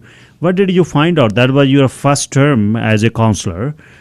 What did you find out on those 4 years? How was it? Well, my first 4 years were wonderful. I learned so much. As you may know, I was the only councillor that wasn't part of Mayor McCallum's slate that got elected. So I really was on a steep learning curve to really try to find my way around City Hall and learn what the key issues were to the residents of Surrey. And by and large, what I learned was, everyone wants to have a safe place to live, but they also want to be able to work and play in Surrey, and they want to know that their kids have healthy activities. And there's a big job to be done to make sure that we can fulfill all of those requirements, and we need to get focused on much of that now. It's been far too long. Mayor McCallum got mandate of Surrey Police Service and for the SkyTrain. So how you take it, and how did you find out when they unfold it? He started to work on it because he got mandate on it, and on that time, Councillor Locke and Councillor Hundal, they revolted, and even they were a part of it. you won as Surrey first candidate, and you have very clear mandate also on there. When Mayor McCallum on that time started this police transition and Surrey Police Service and in place, was it gone properly, or is there anything at the starting you want to discuss? Well, I think right at the get-go, the police, when Mayor McCallum said that he was going to the Surrey Police Service, that was great, but we didn't have a plan in place. Okay. We should have developed the plan, taken the time to develop a comprehensive policing plan, because it was the one time, and few cities get the opportunity to do this, to develop the very, very best police service that we could. Instead, it was rushed through. We didn't have a proper budget. The numbers were escalating. I think it started around 40 some odd million. Then it was up as high as 200 million. We didn't have a good grasp on cost or a proper plan. And I think, quite frankly, that's what's causing us a lot of the problems right now. So at this point, when province is recommending, they didn't give the decision, they are recommending, strongly recommending the Surrey Police Service to go ahead and give you $30 million a year. As a fiscal point of view, you think now it's appropriate to go with Surrey Police Service? What is your stance on it? Well, I'm still reading through the report. We got quite a comprehensive report on Friday, around 500 pages. I've still got lots to digest, so it's early days. And, part of the report was redacted, which is a good thing because that protected a lot of very confidential information around human resource issues. But I need to go through the report, and Minister Farnworth and his staff have offered to then meet with Council and answer any questions we have. So it is early days, but certainly to see $30 million a year to equalize what the Surrey Police Service and the RCMP costs would be is quite interesting. And then the other piece is, of course, if we go with Surrey Police Service, the $85 million that the city had budgeted for the costs for severance for the Surrey Police Service, we don't have to do. When you look at all of, $85 million is another rec center or another community center. So it really, we need to take a real hard look at the offer. Another thing, resident of city are getting under these heavy-headed politicians. Their rivalry is haunting us and hurting us. Things previous council wanted to do, opposition don't want to do. Now Mayor Brenda Locke has something in her mind, whatever Mayor McCallum said. That's what she did in the last two hearings, but it was never happened, if I am correct. In the campaign time, there was two hearings. Whatever the project passed, most of them now went back again to staff.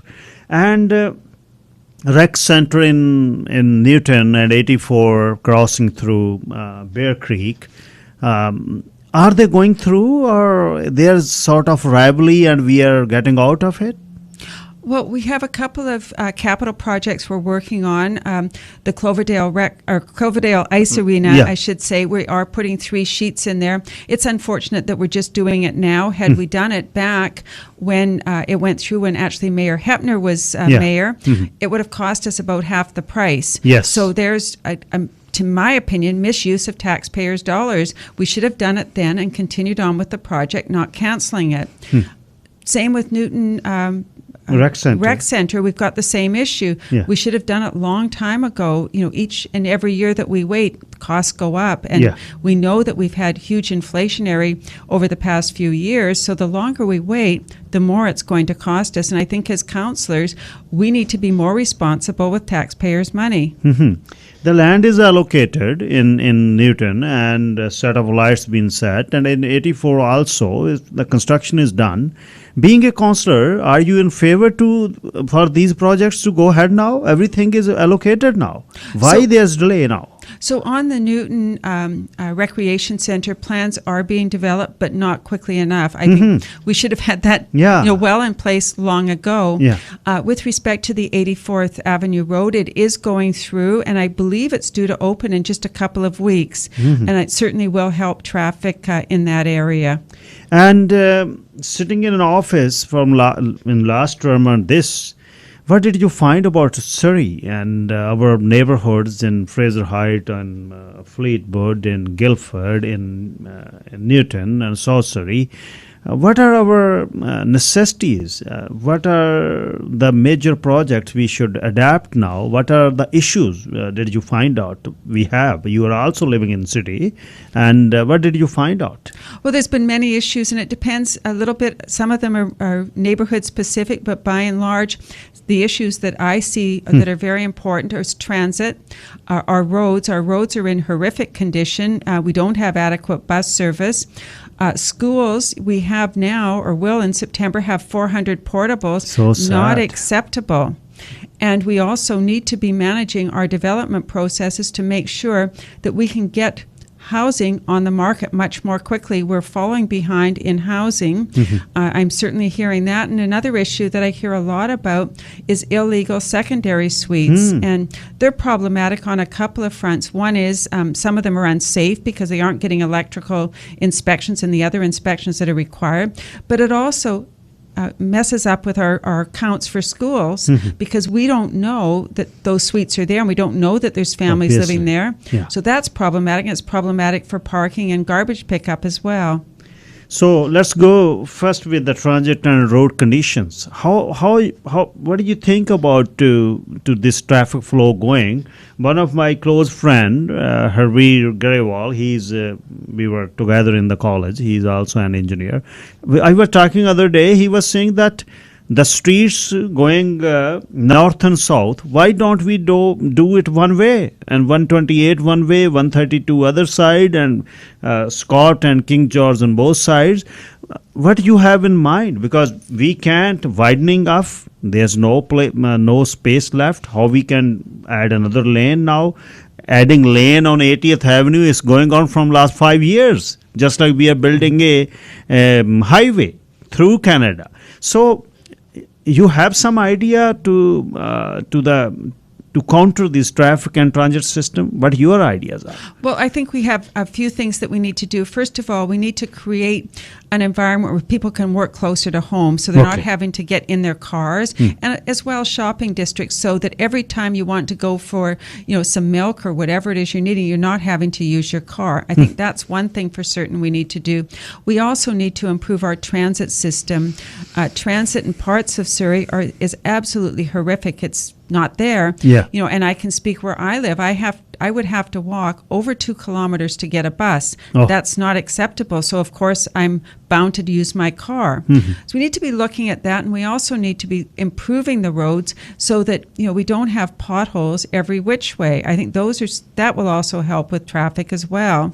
And the city does have a very comprehensive traffic department where we can monitor all of our lights and all of that, and I think we need to really up our game there as well.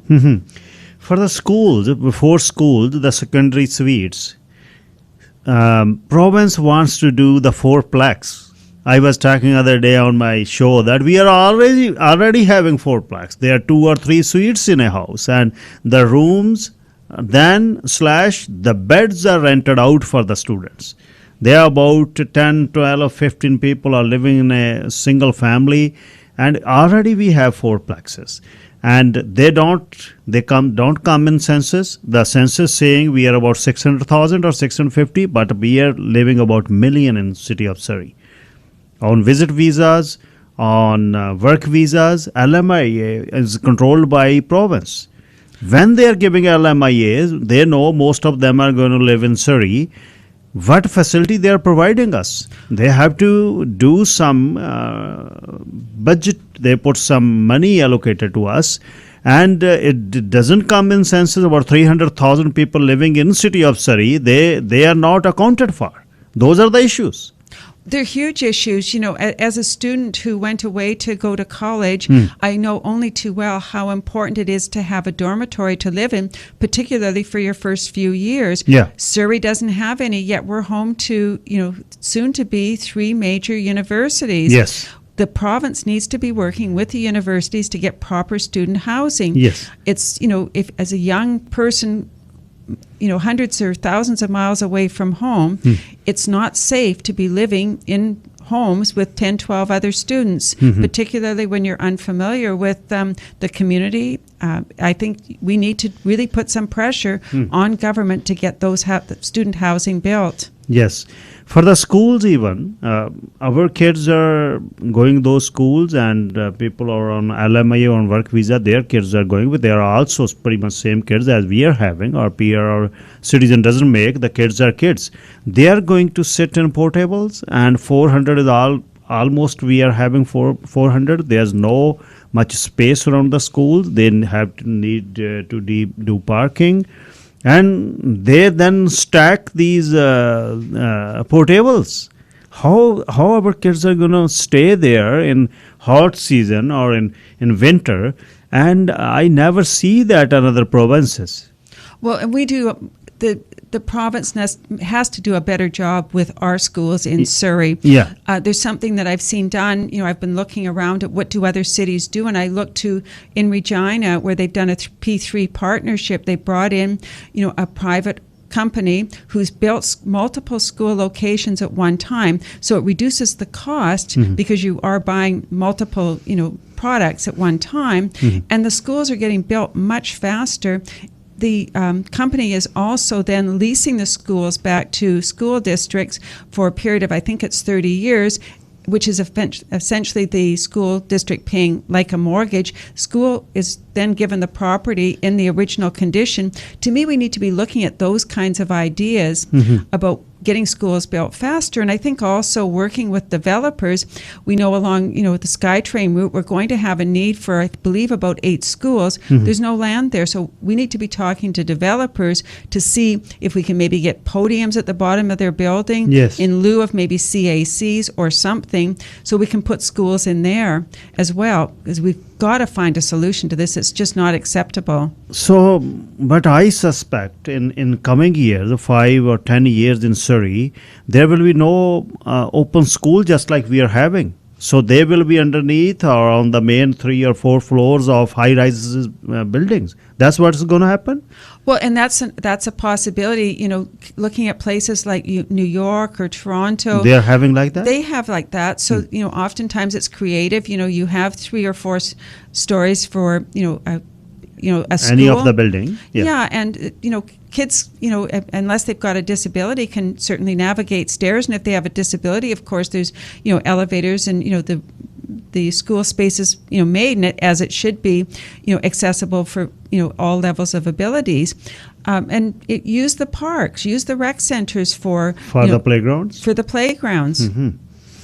And about the development, developers, land developers and builders, they're thinking it will take year on 2 years if ready to use land in the zoning. If they apply today to get townhouses or to get lots, it will take year minimum in the city, and 4 million worth of acre and plus a year in the city to pass it through.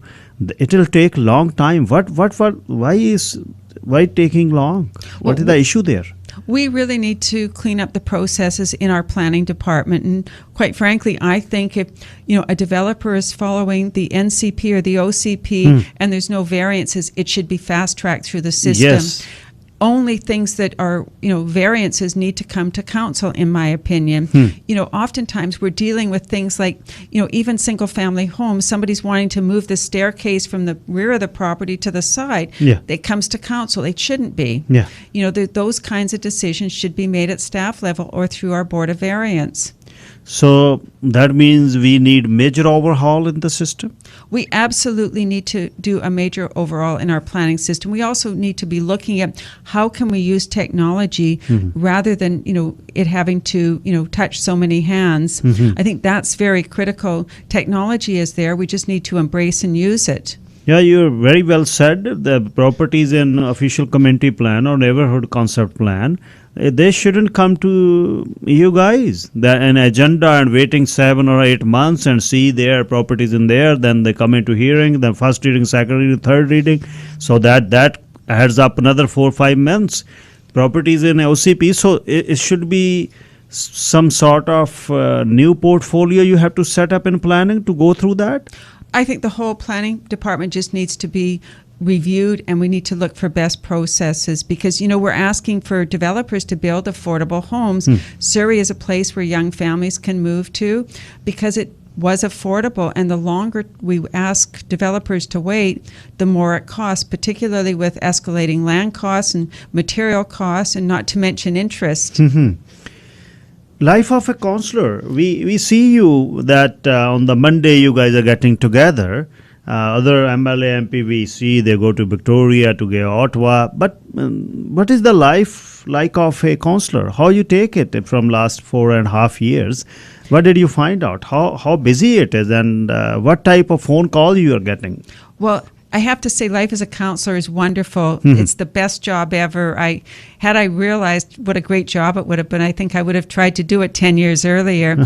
Having said that, it's busy. I really try when on the days that I'm not sitting in council or attending meetings to be out in the community talking to people, trying to hear what it is that people need and what's important to them. Because I think if I'm not out doing that, I can't be an effective counselor.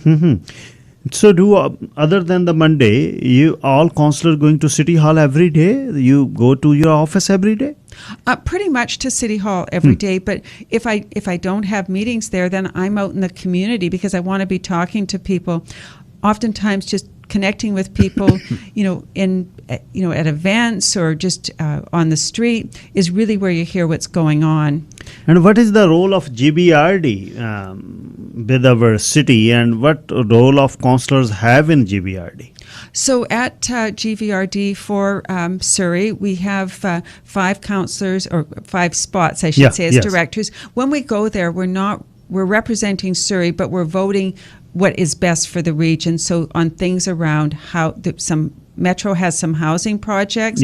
They also set some regional economic strategies. They manage our sewer and our water.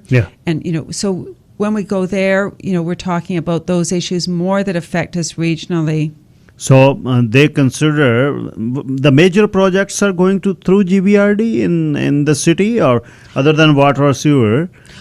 So things around, our regional parks, approval of those go there. There are sometimes, industrial lands that are designated that must go through the Metro. To the zoning. And a perfect example would be Campbell Heights of late. That, the city could approve development there, but only with the blessing of Metro. Another issue we are going through now, City of Surrey don't have enough land now. Most of our land surrounding, we need agricultural land reserve, but there is infills between residential, just like in Morgan Creek. The adjacent land is very good land, but there that comes in agricultural land reserve. ALR is controlled by province. Does city have some jurisdiction to change it from ALR to residential use? No. So if it is designated ALR, there's 2 types of designation for agriculture. There's agriculturally zoned land, and then ALR. If it's ALR land, the city can review the file, but in the end of the day, the Agricultural Land Commission gets final say. And a perfect example would be there's a federal lands right now that are up for sale that's very highly fertile lands just on the east side of Campbell Heights. And I read that news. That does have to go through the ALC, and they've had a hearing on it. The A1 zoning, that is urban reserve, that is not part of ALR? Generally speaking, not, but some of it could be too. It still, but that A1 is coming through you guys in the city, not in the province. Correct. Okay. Yes. And so, what do you think? What is your message for the listeners as a councillor, as you're busy with the? I was going through your Facebook. You're going so many colorful events. You're going everywhere in all communities. Working different than other councillors. If your social media account I was going through, you're very busy every evening. You are in some of these events. So what is the driving force after that? Well, to me, what I really want to do is connect with the people. For me, being able to connect and hear what's important to them for the city of Surrey, for the future of Surrey, is really important to me. And I feel the best way to do it is to get out and meet people and connect with them, and also to let them know that my door is always open if they want to meet with me or talk to me on the phone or just see me at an event. That's what I'm there for. I'm there to serve the residents of Surrey. What are the hobbies other than the counselor? What do you do? You know, there are so many things a person have interest. What do you do when you have some time? Well, I have 2 very, very active dogs. Oh, okay. So you can oftentimes see me out walking. I'm a big walker, and I have 2 Dalmatian dogs. That's beautiful. Yeah, so I'm out walking a lot with them. I'm an avid golfer. I'm a skier. I also That's wonderful. Love to dive into culinary talents, which I'm a little light on, but I really enjoy that as well. And I do a lot of committee work, and I have just recently stepped off. I was national chair for Osteoporosis Canada, and I've been on the BC Sports Hall of Fame board, and chair of the Zajac Ranch for Children. So I like to stay active and really try to give as much as I can in my community. Councillor Ennis, thank you. We took initiative to get you in studio and tell about yourself and how city operates. I wanted to get you every month or after 2 months. What's happening? Because I just wanted to get out of rivalry. Let's talk about city. I wanted to do this. Once election is over, then councillor should work for city. Mayor should work for city. That's what my basic idea was, to invite you in the studio. And I really appreciate that, because for me, like what you've said, even if you didn't vote for me last election, I still now represent you, and I want people to realize that even they didn't support me, I still work for you, and I need to earn your support, hopefully for the next election as well. But either way, I'm there for everyone. Any email or any phone number, your office phone number you would like to share? Certainly, I can give you my email address, which is linda.annis, ANNIS, @surrey.ca. And this is embarrassing because I rarely call myself. I'm trying to remember my office phone number.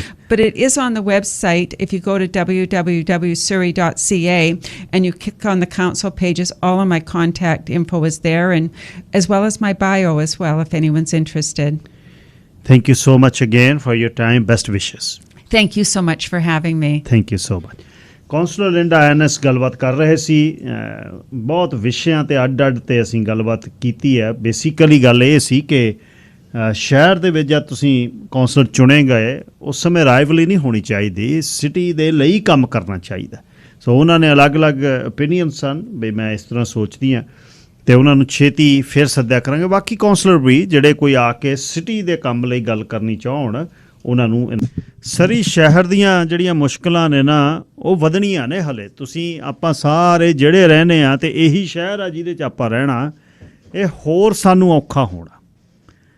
ਖਾਸ ਤੌਰ 'ਤੇ ਅਗਲੇ ਦਿਨਾਂ 'ਚ ਮੈਂ ਨਾ school system ਦੇ ਬਾਰੇ ਗੱਲਬਾਤ ਕਰਨੀ ਚਾਹੁੰਦਾ। ਪੋਰਟੇਬਲ 'ਚ ਸਾਡੇ ਜਵਾਕ ਠੰਡ 'ਚ ਗਰਮੀ 'ਚ ਉਹ ਕਿਵੇਂ ਬਹਿਣਗੇ ਯਾਰ? ਅਫਰੀਕਾ ਦਾ ਦੇਸ਼ ਆ ਇਹ।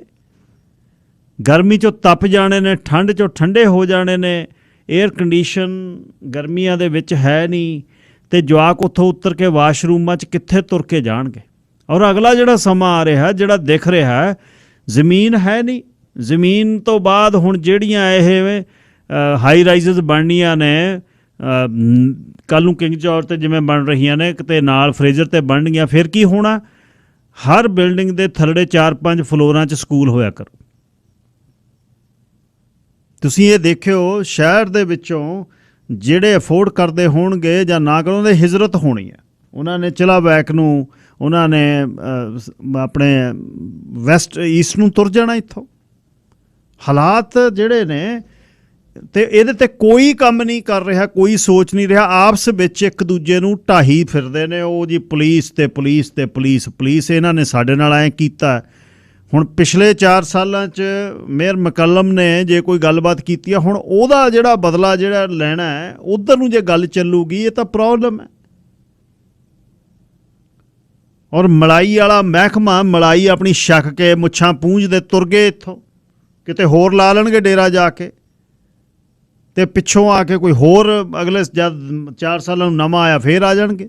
ਉਹ ਤਾਂ ਰੇਂਜ ਤੋਂ ਬਾਹਰ ਨੇ, ਉਹਨਾਂ ਦੀਆਂ ਗੱਲਾਂ ਕਰਨ ਦੀ ਲੋੜ ਨਹੀਂ। ਪਰ ਆਮ ਜਿਹੜਾ ਜਿਹੜਾ ਖਰਬੂਜਾ ਸ਼ਹਿਰ ਬਣਿਆ ਹੋਇਆ ਆਮ ਲੋਕ ਨੇ ਸਾਰੇ ਪਾਸੇ, ਸਾਡਾ ਵੀ ਰੋਲ ਹੈ ਇਹਦੇ 'ਚ, ਸਾਡਾ ਵੀ ਰੋਲ ਹੈ। ਸਾਡੇ ਘਰ 'ਚ ਬੰਦੇ ਰਹਿ ਰਹੇ ਨੇ 25, ਅਸੀਂ ਮਰਦਮਸ਼ੁਮਾਰੀ ਦੇ ਵਿੱਚ 5 ਲਿਖਾਏ ਨੇ, 3 ਬੇਸਮੈਂਟਾਂ ਨੇ, ਉਹਨਾਂ 'ਚ 4-4 ਬੰਦੇ ਰਹਿੰਦੇ ਨੇ, 12 ਨੇ, ਅਤੇ 1 'ਚ ਲਿਖਾਇਆ ਹੈ, 1 'ਚ ਵੀ ਨਹੀਂ ਲਿਖਾਇਆ। ਉਹਨਾਂ ਦੀ ਗਿਣਤੀ ਕਿਤੇ ਨਹੀਂ ਆਉਂਦੀ। ਧੜਾ LMIA ਸਰਕਾਰ ਦੇ ਰਹੀ ਆ ਸੂਬੇ ਦੀ, ਸਕੂਲ ਕੌਣ ਖੋਲੂ ਸਾਡੇ ਲਈ? ਸਾਡੇ ਲਈ ਹਸਪਤਾਲ ਕੌਣ ਖੋਲੂ? ਕਿਹਦਾ LMIA ਦਾ ਪ੍ਰੋਗਰਾਮ ਹੈ? ਸ਼ਹਿਰ ਦੇਸ਼ ਸੂਬੇ ਦਾ? ਪ੍ਰੋਵਿੰਸ਼ੀਅਲ ਨੋਮੀਨੀ ਪ੍ਰੋਗਰਾਮ PNP ਕਿਹਦਾ? ਸੂਬੇ ਦਾ।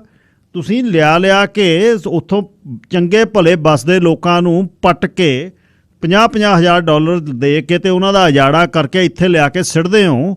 ਇੱਥੇ ਆ ਕੇ ਉਹਨਾਂ ਦਾ ਰਹਿਣ ਦਾ, ਸਹਿਣ ਦਾ, ਉਹਨਾਂ ਦੇ ਜਵਾਕਾਂ ਦਾ ਸਕੂਲ ਜਾਣ ਦਾ ਉਹ ਸਹੂਲਤ ਕੌਣ ਦਊ? ਕਿਹੜਾ 11 ਘੰਟੇ ਐਮਰਜੈਂਸੀ 'ਚ ਬੈਠੂ ਬਈ? ਜਦ ਨੂੰ ਤੁਹਾਡੇ ਹਸਪਤਾਲ ਰੈਡੀ ਹੋਣੇ ਨੇ 4 ਸਾਲਾਂ ਨੂੰ, ਜਦ ਤੱਕ ਸਰੀ ਦਾ ਸ਼ਹਿਰ ਦਾ ਕੀ ਹਾਲ ਹੋਊ?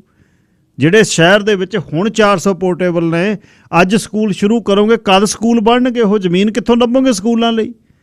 ਕਿਹੜੇ ਘਰ ਪੱਟੋਗੇ? ਸੜਕਾਂ ਕਿੱਥੇ ਖੁੱਲ੍ਹੀਆਂ ਕਰੋਗੇ? ਕਿੱਧਰ ਨੂੰ ਜਾਓਗੇ ਸ਼ਹਿਰ ਨੂੰ ਲੈ ਕੇ? ਤੇ ਕੋਈ ਨਹੀਂ ਗੱਲ ਕਰਦਾ। ਜਿਹੜੇ ਕਹਿੰਦੇ ਸੀ ਸਾਡੇ ਬਿਨਾਂ, ਸਾਡੇ ਆਇਆਂ ਤੇ ਸ਼ਹਿਰ ਬਣੂ, ਤਾਂ ਸ਼ਹਿਰ ਰੁੜ ਗਿਆ, ਹੜ ਗਿਆ, ਇਹ ਤਾਂ ਕਰਪਟ ਹੋ ਗਿਆ।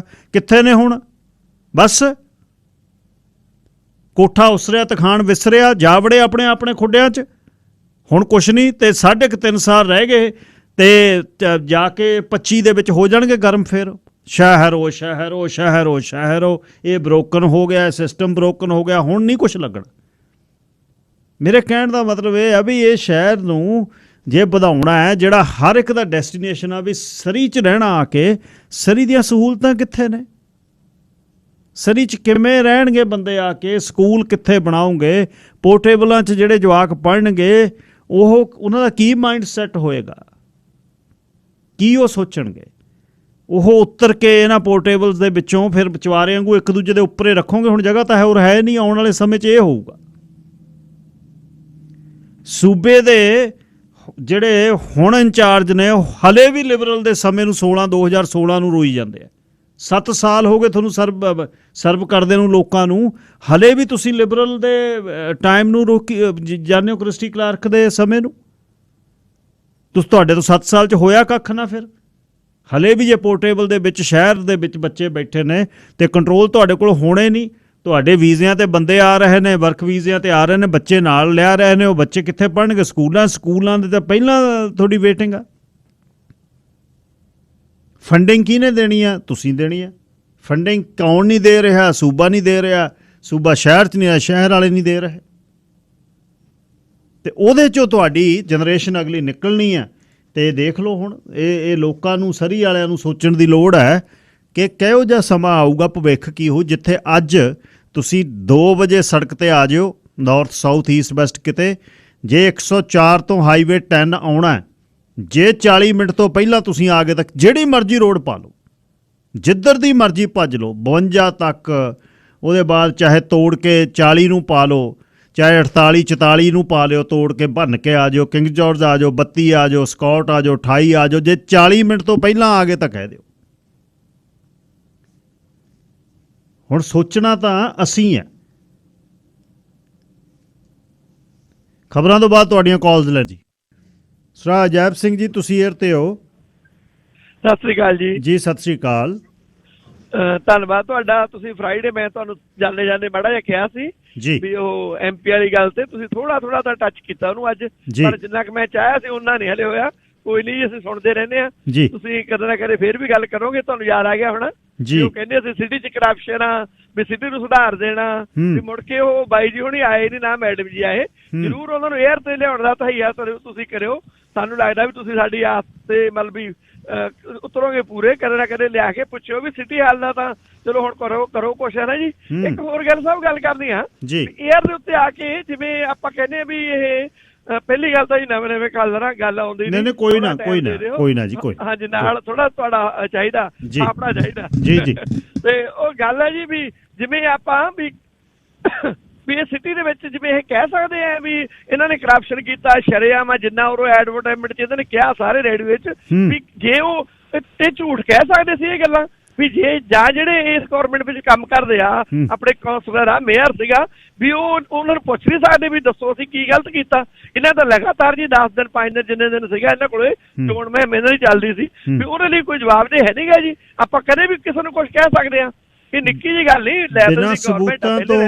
ਬਿਨਾਂ ਸਬੂਤਾਂ ਤੋਂ ਗੱਲ ਕਰਨੀ ਬਹੁਤ ਔਖੀ ਹੈ। ਕਰਪਸ਼ਨ ਦੇ ਬਹੁਤ ਅਲੱਗ-ਅਲੱਗ ਰੂਪ ਨੇ ਜੀ। ਹੁਣ ਪਤਾ ਨਹੀਂ ਕਿਹੜੇ ਰੂਪ 'ਚ, ਕਿਉਂਕਿ ਰਾਜਨੀਤਿਕ ਚਾਰਾਂ ਖੂੰਜਿਆਂ 'ਚੋਂ ਇੱਕ ਖੂੰਜੇ ਵਾਲੀ ਜਿਹੜੀ ਖਿੜਕੀ ਹੈ ਉਹ ਖੁੱਲ੍ਹੀ ਰੱਖਦਾ ਜਿਹਦੇ 'ਚ ਉਹਨੇ ਭੱਜਣਾ ਫਿਰ ਆਪਣੇ ਬਿਆਨਾਂ ਤੋਂ। ਹੁਣ ਉਹ ਕਰਪਸ਼ਨ ਨੂੰ ਜਿਨ੍ਹਾਂ ਤੇ ਦੋਸ਼ ਲਾਇਆ ਉਹਨਾਂ ਨੂੰ ਸੀਰੀਅਸ ਲੈਣਾ ਚਾਹੀਦਾ ਸੀ, ਉਹਨਾਂ ਨੂੰ ਮਾਨਹਾਨੀ ਦਾ ਮੁਕੱਦਮਾ ਕਰਨਾ ਚਾਹੀਦਾ ਵੀ ਦੱਸ ਭਾਈ ਕਿੱਥੇ ਕਰਪਸ਼ਨ ਕੀਤੀ ਆ। ਮੈਂ ਤਾਂ ਹੀ ਹੈਰਾਨ ਹੈ ਜੀ, ਗੌਰਮੈਂਟ ਦੇ ਲੈਵਲ ਦੇ ਬੰਦੇ ਆ, ਇੱਕ ਨੰਬਰ ਤੇ ਇੱਕ 3 ਨੰਬਰ ਦੇ ਬੈਠੇ ਆ, ਉਹ ਸਿੱਧਾ ਸ਼ਰੇਆਮ ਇਹ ਕਹਿ ਚੁੱਕੇ ਆ, ਇੱਕ ਵਾਰੀ ਨਹੀਂ ਬਹੁਤ ਵਾਰੀ ਸਾਰਿਆਂ ਨੇ ਸੁਣਿਆ। ਹੋ ਸਕਦਾ ਕੋਈ ਨਹੀਂ ਗੱਲ ਕਰਦੇ ਨਾ ਕਰਨ, ਮੈਨੂੰ ਉਹ ਨਹੀਂ ਹੈਗਾ ਮਾਈਂਡ, ਪਰ ਮੈਂ ਤਾਂ ਸੁਣਿਆ ਨਾ। ਮੈਂ ਤਾਂ ਤੁਹਾਨੂੰ ਰਿਕੁਐਸਟ ਕਰਦਾ, ਮੈਂ ਦੂਜੇ ਰੇਡੀਓ ਤੇ ਵੀ ਕਿਹਾ, ਮੈਂ ਕਿਹਾ ਯਾਰ ਉਹਨੂੰ ਪੁੱਛੋ ਤਾਂ ਸਹੀ ਆ ਕੇ, ਕਲੀਅਰ ਤਾਂ ਕਰਨ। ਹੋ ਸਕਦਾ ਵੀ ਸਾਨੂੰ ਬਚਾ ਹੀ ਲੈਣ ਉਹ, ਅਸੀਂ ਤਾਂ ਲੁੱਟ ਹੋ ਰਹੀ ਹੋਈਏ ਹੈ ਨਾ ਜੀ, ਵੀ ਅਸੀਂ ਇਹਨੇ ਟੈਕਸ ਭਰੀ ਜਾਵੇਂ ਜੇ ਉਹਦਾ ਕੁਛ ਨਿਕਲਦਾ। ਇਹ ਚਲੋ ਛੱਡੋ ਜੀ, ਇੱਕ ਹੋਰ ਦੱਸਿਓ, ਇੱਕ ਵਾਰੀ 3 MLA ਰਹਿ ਗਏ ਸੀ NDP ਦੇ, ਬਿਲਕੁਲ। ਉਹ ਬੀਬਾ ਜੀ ਦਾ ਮੈਨੂੰ ਨਾਂ ਭੁੱਲ ਗਿਆ, ਉਮਰ ਦਾ ਤਕਾਇਆ ਗਿੱਲ ਸਾਹਿਬ ਥੋੜਾ ਜਿਹਾ, ਤੇ ਉਹ ਬੀਬਾ ਜੀ ਹੁੰਦੇ ਸੀ, ਉਹ ਆਪਣੇ ਮਿਨਿਸਟਰ ਵੀ ਬਣੇ ਸੀਗੇ ਫਾਈਨੈਂਸ ਦੇ ਜਦੋਂ ਇਹਨਾਂ ਦੀ ਪਹਿਲੀ ਗਵਰਨਮੈਂਟ ਆਈ ਹੈ NDP ਦੀ ਲਿਬਰਲ ਤੋਂ ਬਾਅਦ। ਉਹ ਜੀ ਮਤਲਬ ਇਹ ਐਕਸਾਈਜ਼ ਟੈਕਸ ਚੱਲਦਾ ਸੀ, ਕਹਿੰਦੇ ਨਾ ਇਹ ਕਈ ਵਾਰੀ ਕਈ ਥਾਵਾਂ ਤੇ ਮੈਂ ਟਰੱਕ ਚਲਾਉਣਾ ਗਿੱਲ ਸਾਹਿਬ, ਇਹ ਮਿਲਦੇ ਰਹਿੰਦੇ ਸੀ ਦੇਖਣਾ ਵੀ। ਇੱਕ ਤਾਂ ਆਪਣੇ ਬਾਈ ਜੀ ਬਰਾੜ ਸਾਹਿਬ, ਇੱਕ ਬੀਬਾ ਜੀ ਹੁੰਦੇ ਸੀ ਫਾਈਨੈਂਸ ਮਿਨਿਸਟਰ ਆਪਣੇ ਬਣੇ ਜੀ, ਇਹ ਜੀ ਤਿੰਨੇ ਜਾਣੇ ਖੜ ਕੇ ਐਕਸਾਈਜ਼ ਟੈਕਸ ਦਾ ਕਰਦੇ ਹੁੰਦੇ ਸੀ ਰੋਸ ਰਖਾਵਾ ਵੀ ਟੈਕਸ ਲੱਗ ਰਿਹਾ ਗੈਸ ਦੇ ਉੱਪਰ। ਕੀ ਗੱਲ ਜੀ, ਉਸ ਤੋਂ ਬਾਅਦ ਗੈਸ ਦੇ ਉੱਤੇ ਜਿਹੜਾ ਲੱਗਣਾ ਸੀਗਾ ਕਾਰਬਨ ਟੈਕਸ, ਜਦ ਹੀ ਉਹ ਗਵਰਨਮੈਂਟ ਆਈ ਆ, ਤੁਸੀਂ ਦੱਸਿਓ ਜੀ ਬਾਅਦ ਵਿੱਚ, ਮੈਂ ਸੁਣੂਗਾ ਵੀ ਉਹ ਵਧਾਇਆ ਇਹਨਾਂ ਨੇ ਕਿ ਉੱਥੇ ਹੀ ਖੜਾ। ਜੇ ਵਧਾਇਆ ਤਾਂ ਜਿਹੜਾ ਐਕਸ ਦੇ ਵਿੱਚ ਐਕਸ ਕਹਾੜਾ ਹੀ ਹੁੰਦਾ ਜੀ, ਵੀ ਉਹ ਕਹਾੜੇ ਦਾ ਦਸਤਾ ਟੁੱਟ ਗਿਆ ਹੁਣ ਇਹਨਾਂ ਦਾ। ਹੁਣ ਬਰਾੜ ਸਾਹਿਬ ਕਿਉਂ ਨਹੀਂ ਆਉਂਦੇ, ਕਿਉਂ ਨਹੀਂ ਬੋਲਦੇ? ਐਕਸਾਈਜ਼ ਟੈਕਸ ਪਲੀਜ਼ ਗੱਲ ਕਰਿਓ। ਮੇਰਾ ਨਾਮ ਅਜੈਬ ਸਿੰਘ ਆ ਜੀ। ਗਿੱਲ ਸਾਹਿਬ ਬਹੁਤ ਸਾਲ ਪਹਿਲਾਂ ਮੈਂ ਤੁਹਾਡੇ ਨਾਲ ਗੱਲ ਕੀਤੀ ਸੀ ਜਦੋਂ ਟੱਕਰ ਵੀਰ ਅਦਾਸ ਹੋਏ ਸੀ ਨਾ, ਤੁਹਾਨੂੰ ਯਾਦ ਆ ਗਿਆ ਹੋਣਾ। ਮੈਂ ਕਿਹਾ ਸੀਗਾ ਵੀ ਬਾਈ ਜੀ ਵੀ ਆ ਜਾਓ, ਮੈਂ ਜੋਬ ਦਵਾਉਣਾ। ਮੈਂ ਗਿੱਲ ਸਾਹਿਬ ਉਸ ਤੋਂ ਬਾਅਦ ਫੇਰ 9 ਸਾਲ ਹਾਈਵੇ ਤੇ ਲਾ ਕੇ ਹੁਣ ਲੋਕਲ ਕੰਮ ਕਰਦਾ, ਤੇ ਮੈਂ ਬਹੁਤ ਘੱਟ ਕਾਲ ਕਰਦਾ ਤੇ ਸੁਣਦਾ ਮੈਂ ਤੁਹਾਨੂੰ 24 ਘੰਟੇ ਆ ਸ਼ੇਰੇ ਪੰਜਾਬ ਨੂੰ। ਧੰਨਵਾਦ ਬਾਈ ਜੀ, ਧੰਨਵਾਦ। ਫੇਰ ਵੀ ਗੱਲ ਕਰਾਂਗੇ ਤੁਹਾਨੂੰ ਮਿਲ ਕੇ, ਤੇ ਮੈਨੂੰ ਦੱਸਿਓ ਜੀ 2-3 ਚੀਜ਼ਾਂ ਮੈਂ ਰੇਡੀਓ ਕਰਦਾ, ਫੇਰ ਜਵਾਬ ਦਿਓ। ਚੰਗਾ ਬਾਈ ਜੀ, ਚੰਗਾ, ਥੈਂਕ ਯੂ। ਮਲਕ ਸਾਹਿਬ ਸਲਾਮ ਅਲੈਕਮ ਜੀ। ਵਾਲੇਕੁਮ ਸਲਾਮ ਗਿੱਲ ਸਾਹਿਬ ਜੀ। ਜੀ ਮਲਕ ਸਾਹਿਬ। ਗਿੱਲ ਸਾਹਿਬ ਗੱਲ ਹੈ ਕਿ ਅਸੀਂ ਪਹਿਲੇ ਵੀ ਅਸਲ ਗੱਲ ਹੈ ਕਿ ਲਿੰਡਾ ਐਨਸ ਜਿਹੜੇ ਨੇ ਉਹ ਬਹੁਤ ਹੀ ਅੱਛੇ ਨੇ ਔਰ ਹਰ ਜਗ੍ਹਾ ਜਾਂਦੇ ਨੇ ਔਰ ਅਪਰੋਚੇਬਲ ਵੀ ਨੇ। ਬਾਕੀ ਵੀ ਕਾਉਂਸਲਰਾਂ ਨੂੰ ਚਾਹੀਦਾ ਹੈ ਕਿ ਉਹ ਵੀ ਬਾਹਰ ਨਿਕਲਣ। ਮੈਂ ਸਿਰਫ ਹੋਰ ਕਿਸੇ ਨੂੰ ਦੇਖਦੀ ਨਹੀਂ, ਨਾ ਮੇਅਰ ਕਿਰੇ ਕਿਸੇ ਨੂੰ ਦੇਖਦੇ ਆ। ਦੇਖੋ ਗੱਲ ਇਹ ਕਿ ਇਹਨਾਂ ਮਸਲਿਆਂ ਦਾ ਹੱਲ ਜਿਹੜਾ ਹੈ ਉਹ ਹੈ ਵੇ। ਮੈਂ ਪਿਛਲੇ ਇਲੈਕਸ਼ਨ ਦੇ ਵਿੱਚ ਕਾਉਂਸਲਰ ਵਾਸਤੇ ਰਨ ਕਰਨ ਦਾ ਪੂਰਾ ਯਤਨ ਕੀਤਾ, ਕੋਸ਼ਿਸ਼ ਕੀਤੀ, ਪੂਰੀ ਕੋਸ਼ਿਸ਼ ਕੀਤੀ ਔਰ ਸਾਰਿਆਂ ਨੂੰ ਅਪਰੋਚ ਨਹੀਂ ਆ ਸਕਿਆ। ਲੇਕਿਨ ਮੈਂ ਪੂਰਾ ਪਲਾਨ ਬਣਾਇਆ ਹੈ। ਮੈਂ ਐਵੇਂ ਨਹੀਂ ਸੀ ਇਲੈਕਸ਼ਨ ਲੜਨ, ਮੇਰਾ ਇੱਕ ਵਿਜ਼ਨ ਹੈ ਸਿਟੀ ਦੇ ਬਾਰੇ ਚ, ਔਰ ਮੈਂ ਹਰ ਸੈਕਟਰ ਦੇ ਵਿੱਚ ਪੂਰੀ ਪਲਾਨਿੰਗ ਕੀਤੀ ਸੀ, ਕਿਉਂਕਿ ਮੈਂ ਪਲਾਨਰ ਹੈਗਾ। ਮੈਂ ਮਤਲਬ ਮੈਂ ਸਾਰਾ I have lot of experience. ਮੈਂ ਚਾਹੁੰਦਾ ਕਿਸੇ ਦਿਨ ਤੁਸੀਂ ਮੇਰੇ ਨਾਲ ਪ੍ਰੋਗਰਾਮ ਕਰੋ, ਆਓ ਜੀ ਆਓ, ਔਰ ਅਸੀਂ ਉਹ ਪ੍ਰੋਗਰਾਮ ਦੇ ਵਿੱਚ ਜਿਹੜਾ ਮੈਂ ਤੁਹਾਨੂੰ ਦੱਸਾਂਗਾ ਜੀ ਕਿਹੜੇ ਕਿਹੜੇ ਏਰੀਆ ਇਹਨਾਂ ਦਾ ਹੱਲ ਕੀ ਅਸੀਂ ਹੱਲ ਕਰਨਾ। ਫਰਜ਼ ਕੀਤਾ ਹੁਣ ਅਸੀਂ ਕਹਿੰਦੇ ਜੀ ਹੈਲਥ ਕੇਅਰ, ਤੁਸੀਂ ਛੋਟੀਆਂ ਡਿਸਪੈਂਸਰੀਆਂ ਕਿਉਂ ਨਹੀਂ ਬਣਾਉਂਦੇ? ਛੋਟੀ ਛੋਟੀ ਡਿਸਪੈਂਸਰੀਆਂ ਬਣਾਓ ਤਾਂ ਕਿ ਜਿਹੜਾ ਤੁਹਾਡਾ ਪ੍ਰੈਸ਼ਰ ਹੈ ਜਿਹੜਾ ਉਹ ਹਸਪੀਟਲ ਤੇ ਘਟੇ, ਐਮਰਜੈਂਸੀ ਤੇ ਘਟੇ। ਬੇਸਿਕਲੀ ਲੋਕ ਆਂਦੇ ਵਾਸਤੇ ਜਾਂਦੇ ਨੇ, ਕਿਸੇ ਨੂੰ ਕੱਟ ਲੱਗ ਗਿਆ, ਕਿਸੇ ਦਾ ਗਲਾ ਖਰਾਬ ਹੋ ਗਿਆ, ਕਿਸੇ ਨੂੰ ਫੀਵਰ ਹੋ ਗਿਆ, ਠੀਕ ਹੈ। ਉਹ ਤੁਸੀਂ ਇੱਥੇ ਛੋਟੀਆਂ ਡਿਸਪੈਂਸਰੀਆਂ ਬਣਾਓ। ਅਗਰ ਗਵਰਨਮੈਂਟ ਨਹੀਂ ਤਾਂ ਪ੍ਰਾਈਵੇਟ ਸੈਕਟਰ, ਇਹਨਾਂ ਨੂੰ ਡਾਕਟਰਾਂ ਨੂੰ ਕਹੋ ਕਿ ਆਪਣੇ ਕਲੀਨਿਕ ਦੇ ਨਾਲ ਇੱਕ ਛੋਟੀ ਜਿਹੀ ਡਿਸਪੈਂਸਰੀ ਬਣਾ ਲੈਣ, ਜਾਂ ਉਹਨੂੰ ਥੋੜਾ ਜਿਹਾ ਪ੍ਰਾਈਵੇਟਾਈਜ਼ ਕਰ ਦਿਓ। ਤੁਸੀਂ ਉਹਨੂੰ ਪ੍ਰਾਈਵੇਟਾਈਜ਼ ਇਸ ਤਰ੍ਹਾਂ ਕਰੋ ਕਿ ਗਵਰਨਮੈਂਟ ਸ਼ੁੱਡ ਪੇ, ਜਿਸ ਤਰ੍ਹਾਂ ਗਵਰਨਮੈਂਟ ਡਾਕਟਰਾਂ ਨੂੰ ਪੇ ਕਰਦੀ ਅਸੀਂ ਜਾਣਦੇ ਹਾਂ, ਲੇਕਿਨ ਉਹਦੇ ਨਾਲ ਬਹੁਤ ਜ਼ਿਆਦਾ ਫਾਇਦਾ ਹੈ। ਇੱਥੇ 2 ਬਣਾਈਆਂ ਨੇ ਇਹਨਾਂ ਦੇ, ਉੱਥੇ ਰਸ਼ ਹੀ ਬੜਾ ਹੁੰਦਾ ਹੈ ਔਰ ਉੱਥੇ ਡਾਕਟਰ ਨਹੀਂ ਬਹਿੰਦਾ, ਉੱਥੇ ਸਿਰਫ ਨਰਸ ਬੈਠਦੀ ਹੈ, ਉਹ ਫਿਰ ਤੁਹਾਨੂੰ ਕਿ ਡਾਕਟਰ ਨੂੰ ਰੈਫਰ ਕਰਦੀ ਹੈ। ਸਕੂਲਾਂ ਦਾ ਮਾਮਲਾ ਜਿਹੜਾ ਹੈ ਇਹ ਬਹੁਤ ਦਫਾ ਅਸੀਂ ਡਿਸਕਸ ਕਰ ਚੁੱਕੇ। ਗੈਰੀ ਥਿੰਨ ਸਾਹਿਬ ਵੀ ਤੁਹਾਡੇ ਪ੍ਰੋਗਰਾਮ ਵਿੱਚ ਆਏ ਸਨ, ਜਾਂ ਤੁਹਾਡੇ ਚ ਆਏ ਸਨ, ਜਾਂ ਰਮਾਨਾ ਸਾਹਿਬ ਦੇ ਪ੍ਰੋਗਰਾਮ ਵਿੱਚ ਆਏ ਸਨ, ਠੀਕ ਹੈ ਜੀ। ਉਹਨਾਂ ਨੇ ਵੀ ਸਾਰੇ ਚੀਜ਼ਾਂ ਦਿੱਤੀਆਂ, ਲੇਕਿਨ ਸੋਲੂਸ਼ਨ ਜਿਹੜਾ ਹੈ ਉਹ ਦੇਖਣਾ। ਪਾਪੂਲੇਸ਼ਨ ਵੱਧ ਰਹੀ ਹੈ, ਲੋਕ ਆ ਰਹੇ ਨੇ, ਹਰ ਚੀਜ਼ ਤੁਹਾਡੇ ਸਾਹਮਣੇ ਹੋ ਰਹੀ ਹੈ। ਇੱਥੇ ਛੋਟੀ ਛੋਟੀ ਸੜਕਾਂ ਨੇ, 76 ਜਿਹੜੀ ਹੈ, 76 ਤੋਂ ਤੁਸੀਂ ਅਗਰ ਕਿੰਗ ਜਾਰਜ ਤੇ ਜਾਣਾ ਹੈ ਤੇ ਉੱਥੇ ਲਾਈਨ ਜਿਹੜੀ ਹੈ ਪਿੱਛੇ ਜਿਹੜੀ ਹੈ ਨਾ ਉਹ 124 ਤੱਕ ਲੱਗੀ ਹੁੰਦੀ ਹੈ।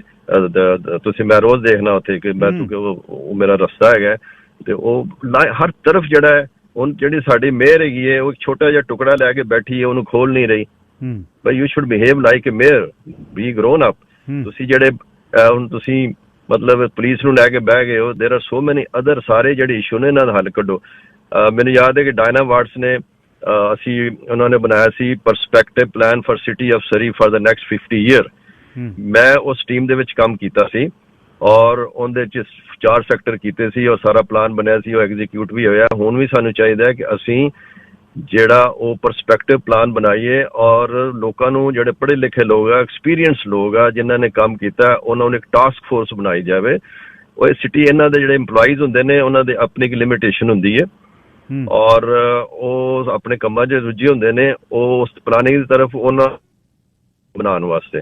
ਸੋ ਇਹ ਜ਼ਰੂਰੀ ਹੈ ਕਿ ਇੱਕ ਟਾਸਕ ਫੋਰਸ ਬਣਾਈ ਜਾਵੇ ਸਿਟੀ ਨੂੰ ਔਰ ਅਗਲੇ 50 ਈਅਰ ਦਾ ਕਮ ਸੇ ਕਮ ਨੈਕਸਟ 50 ਈਅਰ ਦਾ ਇੱਕ ਪਰਸਪੈਕਟਿਵ ਪਲਾਨ ਬਣਾਇਆ ਜਾਏ, ਆਪਣੀ ਵਿਜ਼ਨ ਨੂੰ ਚੇਂਜ ਕੀਤਾ ਜਾਏ ਔਰ ਇਹ ਜਿਹੜਾ ਨਾ ਰਾਈਵਲਰੀ ਸਿਚੁਏਸ਼ਨ ਨੂੰ ਛੱਡ ਕੇ, ਕਿਉਂਕਿ ਇਹ ਜਿਸਲੇ ਸਾਡੇ ਕੋਲ ਆਉਂਦੇ ਨੇ ਕਹਿੰਦੇ ਨੇ ਅਸੀਂ ਤੁਹਾਡੀ ਸੇਵਾ ਕਰਾਂਗੇ, ਜਿਸ ਤਰ੍ਹਾਂ ਭਾਈ ਸਾਹਿਬ ਨੇ ਕਿਹਾ ਕਿ ਜਿਨ੍ਹਾਂ ਲੋਕਾਂ ਨੇ ਬੜੇ ਬੜੇ ਦਾਅਵੇ ਕੀਤੇ ਸਨ ਅਸੀਂ ਇਹ ਸੇਵਾ ਕਰਾਂਗੇ, ਇਹ ਕਰਾਂਗੇ, ਕਿੱਥੇ ਗਏ ਨੇ? ਉਹਨਾਂ ਨੂੰ ਪੁੱਛਣਾ ਚਾਹੀਦਾ ਹੈ। ਮੈਂ ਇਹਨਾਂ ਨਾਲ ਸਹਿਮਤ ਹੈਗਾ, ਮੈਂ ਉਹਨਾਂ ਨਾਲ ਐਗਰੀ ਕਰਨਾ। ਤੇ ਇਹਨਾਂ ਨੂੰ ਇਸ ਵਾਸਤੇ ਉਹ ਸਾਰੇ ਸਿਰ ਜੋੜ ਕੇ ਬਹਿਣ, ਪ੍ਰਾਈਵੇਟ ਸੈਕਟਰ ਤੋਂ ਐਕਸਪਰਟ, ਸਾਡੇ ਯੂਨੀਵਰਸਿਟੀ ਦੇ ਲੋਕ ਨੇ, ਪਲੈਨਿੰਗ ਡਿਪਾਰਟਮੈਂਟ ਨੇ, ਫਾਈਨੈਂਸ ਹੈ, ਮਾਰਕੀਟਿੰਗ ਹੈ, ਸਾਰਾ ਕੁਛ ਜਿਹੜਾ ਹੈ ਇਹ ਇੱਕ ਟਾਸਕ ਫੋਰਸ ਬਣਨੀ ਚਾਹੀਦੀ ਹੈ ਨਾ, ਮੁਖਤਲਿਫ ਸੈਕਟਰ ਦੇ ਉੱਤੇ ਇੱਕ ਟਾਸਕ ਫੋਰਸ ਬਣਨੀ ਚਾਹੀਦੀ ਹੈ। ਸਕੂਲਾਂ ਨੂੰ ਕਿਸ ਤਰ੍ਹਾਂ ਠੀਕ ਕਰਨਾ ਹੈ, ਹੈਲਥ ਨੂੰ ਕਿਸ ਤਰ੍ਹਾਂ ਠੀਕ ਕਰਨਾ ਹੈ, ਇਨਫਰਾਸਟਰਕਚਰ ਨੂੰ ਕਿਸ ਤਰ੍ਹਾਂ ਠੀਕ ਕਰਨਾ ਹੈ, ਠੀਕ ਹੈ। ਔਰ ਨੈਕਸਟ 50 ਈਅਰ ਪਲਾਨ। ਫਿਰ ਮੈਂ ਇੱਕ ਹੋਰ ਵੀ ਕਈ ਦਫਾ ਕਿਹਾ ਕਿ ਨਵੇਂ ਸ਼ਹਿਰ ਵਸਾਓ। ਇਹਨਾਂ ਸ਼ਹਿਰਾਂ ਦੇ ਉੱਤੇ ਅਸੀਂ ਇੰਨਾ ਲੋਡ ਪਾ ਦਿੱਤਾ ਹੈਗਾ ਕਿ ਸ਼ਹਿਰ ਕੋਲੈਪਸ ਹੋ ਜਾਂਦੇ। ਇੱਥੇ ਤੁਸੀਂ ਆਪ ਹੀ ਕਿਹਾ ਕਿ 40 ਮਿੰਟਸ ਲੱਗਦੇ ਨੇ, ਹੁਣ ਕੱਲ ਨੂੰ ਜਿਹੜਾ ਨਾ 2-2 ਘੰਟੇ ਲੱਗਣ ਕਰਨ ਦੇ ਇੱਥੇ। ਤੇ ਉਹਦੇ ਵਾਸਤੇ ਜ਼ਰੂਰੀ ਹੈ ਕਿ ਵਿਜ਼ਨਰੀ ਲੋਕ ਜਿਹੜੇ ਨੇ ਬੁਲਾਓ, ਮੈਨੂੰ ਕਿਸੇ ਦਾ ਆਪਣੇ ਪ੍ਰੋਗਰਾਮ ਵਿੱਚ ਲਿਆਓ। ਸ਼ੋਰ ਜੀ, ਸ਼ੋਰ, ਮੈਂ ਸੈੱਟ ਕਰਦਾ ਮਲਕ ਸਾਹਿਬ। Thank you. ਸੁਖੀ Singh ji, line number 4। Hello, ਸਤਿ ਸ਼੍ਰੀ ਅਕਾਲ ਗਿੱਲ ਸਾਹਿਬ ਜੀ। ਸਤਿ ਸ਼੍ਰੀ ਅਕਾਲ। ਹਾਂਜੀ ਗਿੱਲ ਸਾਹਿਬ, ਮਲਕ ਸਾਹਿਬ ਦੇ ਵਧੀਆ ਵਿਚਾਰ ਆ ਜੀ। ਤੇ ਦੇਖੋ ਆਪਣੇ ਕੀ ਉਹਨੂੰ ਕਹਿੰਦੇ ਆ, ਜਿਹੜੀ ਆਪਾਂ ਸਰਕਾਰ ਚੁਣੀ ਵੀ ਹੈਗੀ ਆ, ਰਾਈਟ। ਹੁਣ ਪਹਿਲਾਂ ਲਿਬਰਲ ਵਾਲੇ ਉਹ ਵੀ ਕਹਿੰਦੇ ਸੀਗੇ ਜੀ ਹਸਪੀਟਲ ਕਰਾਂਗੇ, ਇਹ ਵੀ ਹੁਣ ਕਹਿੰਦੇ, ਪਰ ਹਾਲੇ ਤੱਕ ਉਹ ਗੱਲ ਤੁਸੀਂ ਪਿਛਲੇ ਘੰਟੇ ਦੱਸ ਕੇ ਗਏ। ਸੋ ਮੇਰਾ ਤਾਂ ਇੱਕੋ ਵਿਚਾਰ ਹੈ ਜੀ, ਆਪਾਂ ਮਤਲਬ ਕਿ ਤੀਜੀ ਧਿਰ ਖੜੀ ਕਰ ਲਓ, ਜਿੱਦਾਂ ਆਮ ਆਦਮੀ ਪਾਰਟੀ ਖੜੀ ਹੋਈ ਸੀ ਨਾ, ਉੱਦਾਂ ਦੀ ਕੋਈ ਹੋ ਜਾਵੇ ਤਾਂ ਹੋ ਸਕਦਾ ਆਪਣਾ ਸੁਧਾਰ ਹੋ ਸਕਦਾ, ਉੱਦਾਂ ਨਹੀਂ ਹੋਣਾ। Thank you. ਧੰਨਵਾਦ ਜੀ। Harvinder Kaur ji, line number 5। Hello, ਸਤਿ ਸ਼੍ਰੀ ਅਕਾਲ ਜੀ। ਜੀ ਸਤਿ ਸ਼੍ਰੀ ਅਕਾਲ। ਦੇਖੋ ਜੀ, ਇਹ ਕੰਟਰੀ ਬਹੁਤ ਵਧੀਆ ਰਹਿਣ ਦੇਣੀ ਚਾਹੀਦੀ ਸੀ, ਪਰ ਥੋੜੇ ਜਿਹੇ ਲੋਕ ਨਾ ਆਪਦੇ ਲਾਲਚ ਲਈ ਆਪਦੀ ਥੋੜਾ ਜਿਹਾ ਕਰਨ ਕਰਕੇ ਖਰਾਬ ਕਰ ਰਿਹਾ। ਹੁਣ ਦੇਖੋ ਇੱਥੇ ਰੋਡ ਸਿਸਟਮ ਕਿੰਨਾ ਪੂਰ ਹੋ ਗਿਆ। ਬਾਕੀ ਪ੍ਰੋਫੈਸਰ ਚ ਠੀਕ ਆ, ਓਨਲੀ BC ਚ ਪ੍ਰੋਬਲਮ ਆ, ਮਤਲਬ ਕਿ ਰਾਈਟਰ ਨਹੀਂ, ਲੈਫਟਰ ਨਹੀਂ।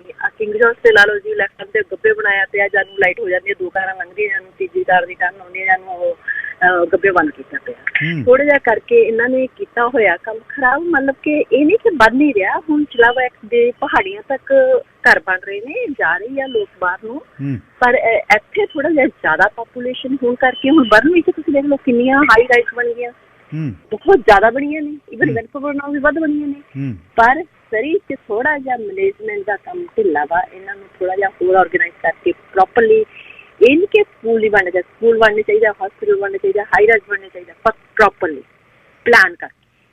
ਥੋੜਾ ਪਲੈਨਿੰਗ ਦਾ ਥੋੜਾ ਜਿਹਾ ਕੰਮ ਹੈਗਾ, ਮਤਲਬ ਕਿ ਖਰਾਬ। ਠੀਕ ਹੈ ਜੀ, ਥੈਂਕ ਯੂ ਜੀ। ਥੈਂਕ ਯੂ ਜੀ। ਪਰਮਜੀਤ ਸਿੰਘ ਜੀ, ਨਾਨਕ ਸਿੰਘ ਜੀ, ਤੁਸੀਂ ਏਅਰ ਤੇ ਹੋ, ਆਖਰੀ ਕਾਲਰ। ਮੈਂ ਅਗਲਾ ਵਿਸ਼ਾ ਸ਼ੁਰੂ ਕਰਨਾ ਫਿਰ। ਹਾਂਜੀ ਗਿੱਲ ਸਾਹਿਬ ਜੀ, ਸਤਿ ਸ਼੍ਰੀ ਅਕਾਲ ਜੀ। ਸਤਿ ਸ਼੍ਰੀ ਅਕਾਲ ਗਿੱਲ ਸਾਹਿਬ ਜੀ। ਤੇ ਮੁੱਦੇ ਜਿਵੇਂ ਡਿਸਕਸ ਹੋ ਰਹੇ ਨੇ, ਮੈਂ ਥੋੜਾ ਮਿੰਟ ਪਹਿਲਾਂ ਹੀ ਤੁਹਾਡਾ ਰੇਡੀਓ ਸੁਣਨਾ ਸ਼ੁਰੂ ਕੀਤਾ ਜੀ। ਇਹ ਟੌਪਿਕ ਬਹੁਤ ਵਧੀਆ। ਸਾਡੇ ਕੋਲ ਇੱਦਾਂ ਸਟੂਡੈਂਟਸ ਆਉਂਦੇ ਨੇ ਕਾਫੀ ਵੀ ਜੋ ਸਿੱਖਦੇ ਨੇ, ਜੋ ਡਰਾਈਵਿੰਗ ਦੇ ਫੀਲਡ ਦੇ ਵਿੱਚ, ਲਾਈਟਾਂ ਬਾਰੇ, ਸਾਇੰਸ ਬਾਰੇ। ਸਾਰਿਆਂ ਨੂੰ ਨਾ ਮੇਰਾ ਖਿਆਲ ਜਿਹਨਾਂ ਕੋਲ ਲਾਇਸੈਂਸ ਵੀ ਹੈਗੇ ਨੇ ਉਰੇ, ਉਹਨਾਂ ਨੂੰ ਵੀ ਆਪਰੇਟ ਕਰਦੇ ਰਹਿਣਾ ਚਾਹੀਦਾ। ਜਿਹੜੇ ਰੂਲਸ ਚੇਂਜ ਹੋ ਰਹੇ ਨੇ, ਲਾਈਨਸ ਚੇਂਜ ਹੋ ਰਹੀਆਂ ਨੇ, ਹਨਾ, ਉਹਨਾਂ ਦੇ ਉੱਤੇ ਵਰਕ ਕਰਨਾ ਚਾਹੀਦਾ ਵੀ, ਕਿਉਂਕਿ ਇਹ ਐਜੂਕੇਸ਼ਨ ਹੈ ਜਿਹੜੀ ਇਹ ਲਾਈਫ ਟਾਈਮ ਐਜੂਕੇਸ਼ਨ ਹੁੰਦੀ ਆ। ਅਸੀਂ +2 ਕਰਦੇ ਹਾਂ, +2 ਤੋਂ ਬਾਅਦ BA ਕਰਦੇ ਹਾਂ, BA ਤੋਂ ਬਾਅਦ MA ਕਰਦੇ ਹਾਂ। ਉਹ ਸਾਡੀ ਐਜੂਕੇਸ਼ਨ ਅਪ ਟੂ ਸਾਡੀ ਰਿਟਾਇਰਮੈਂਟ ਤੱਕ ਵਰਕ ਕਰਦੀ ਹੈ ਜਾਂ ਜੌਬ ਤੱਕ ਵਰਕ ਕਰਦੀ ਹੈ। ਪਰ ਜਿਹੜੀ ਡਰਾਈਵਿੰਗ ਆ, ਸਾਡਾ ਟ੍ਰੈਫਿਕ ਆ, ਸਿਸਟਮ ਆ, ਸਾਰਾ ਇਹ ਸਾਡਾ ਲਾਈਫ ਟਾਈਮ ਤੱਕ ਵਰਕ ਕਰਦਾ ਜੀ। ਇਹ ਐਜੂਕੇਸ਼ਨ ਵਾਸਤੇ ਅਸੀਂ ਕਦੇ ਕੋਈ ਵੀਡੀਓ ਨਹੀਂ ਸਰਚ ਕਰਦੇ, ਕਦੇ ਕੋਈ ਪੜ੍ਹਾਈ ਨਹੀਂ ਸਰਚ ਕਰਦੇ। ਨੌਲੇਜ ਟੈਸਟ ਦਿੰਦੇ ਆ, ਕੁਐਸਚਨ ਪੜ੍ਹ ਲੈਂਦੇ ਆ ਤੇ ਉਹ ਪਾਸ ਹੋ ਜਾਂਦੇ ਆ, ਰੋਡ ਟੈਸਟ ਦਿੰਦੇ ਆ, ਪਾਸ ਹੋ ਜਾਂਦੇ ਆ, ਹਨਾ। ਸੋ ਇਹ ਬਹੁਤ ਹੀ ਵੱਡੇ ਲੈਵਲ ਦੇ ਤੇ ਵਰਕ ਹੋ ਸਕਦਾ। ਟ੍ਰੈਫਿਕ ਜੀ, ਰਹਿਣ ਵਾਸਤੇ ਜੀ, ਹੈ ਨਾ, ਕੋਈ ਜ਼ਿੰਦਗੀ ਨਾਲ ਸਾਡਾ ਸੰਬੰਧ ਹੈ ਡਰਾਈਵਿੰਗ ਦਾ, ਤੇ ਰੂਲ ਫੋਲੋ ਕਰਾਂਗੇ ਸਾਰੇ। ਇਹ ਟੌਪਿਕ ਤੇ ਹੋਰ ਵੀ ਵਧੀਆ ਬਹੁਤ ਬੋਲੇ ਜੀ ਵਿਚਾਰ। ਧੰਨਵਾਦ ਜੀ। ਧੰਨਵਾਦ ਜੀ। ਸ਼ਾਹ ਪਰਮਜੀਤ ਸਿੰਘ, ਲਾਈਨ ਨੰਬਰ 1। ਸਤਿ ਸ੍ਰੀ ਅਕਾਲ ਗਿੱਲ ਸਾਹਿਬ। ਸਤਿ ਸ੍ਰੀ ਅਕਾਲ ਜੀ। ਜੀ ਸਤਿ ਸ੍ਰੀ ਅਕਾਲ। ਅੱਛਾ ਜੀ, ਗੱਲ ਇਹ ਆ ਵੀ ਆਪਣਾ ਜਿਆਦਾ ਆਪਣੇ RCMP ਨੇ ਡੱਗ ਦੇ ਉੱਤੇ ਕੇਸ ਬਣਾਇਆ ਸੀ ਝੂਠਾ। ਉਦੋਂ ਸਰੀ ਦੇ 2 ਆਫੀਸਰ ਸੀਗੇ ਆਪਣੇ ਸਰੀ ਪੁਲਿਸ ਸਰਵਿਸ ਦੇ, ਉਹਨਾਂ ਉੱਤੇ ਵੀ ਕੇਸ ਬਣੇ ਸੀ 1-2 ਮੁੰਡਿਆਂ ਤੇ। ਉਹ ਤੁਸੀਂ ਫੋਲੋ ਅਪ ਕਰੋ ਕਿ ਉਹਨਾਂ ਦਾ ਕੀ ਬਣਿਆ। ਤਾਂ ਇੱਕ ਮੁੰਡਾ ਉਹਨੇ ਸੁਸਾਈਡ ਕਰਕੇ ਮਰ ਵੀ ਗਿਆ।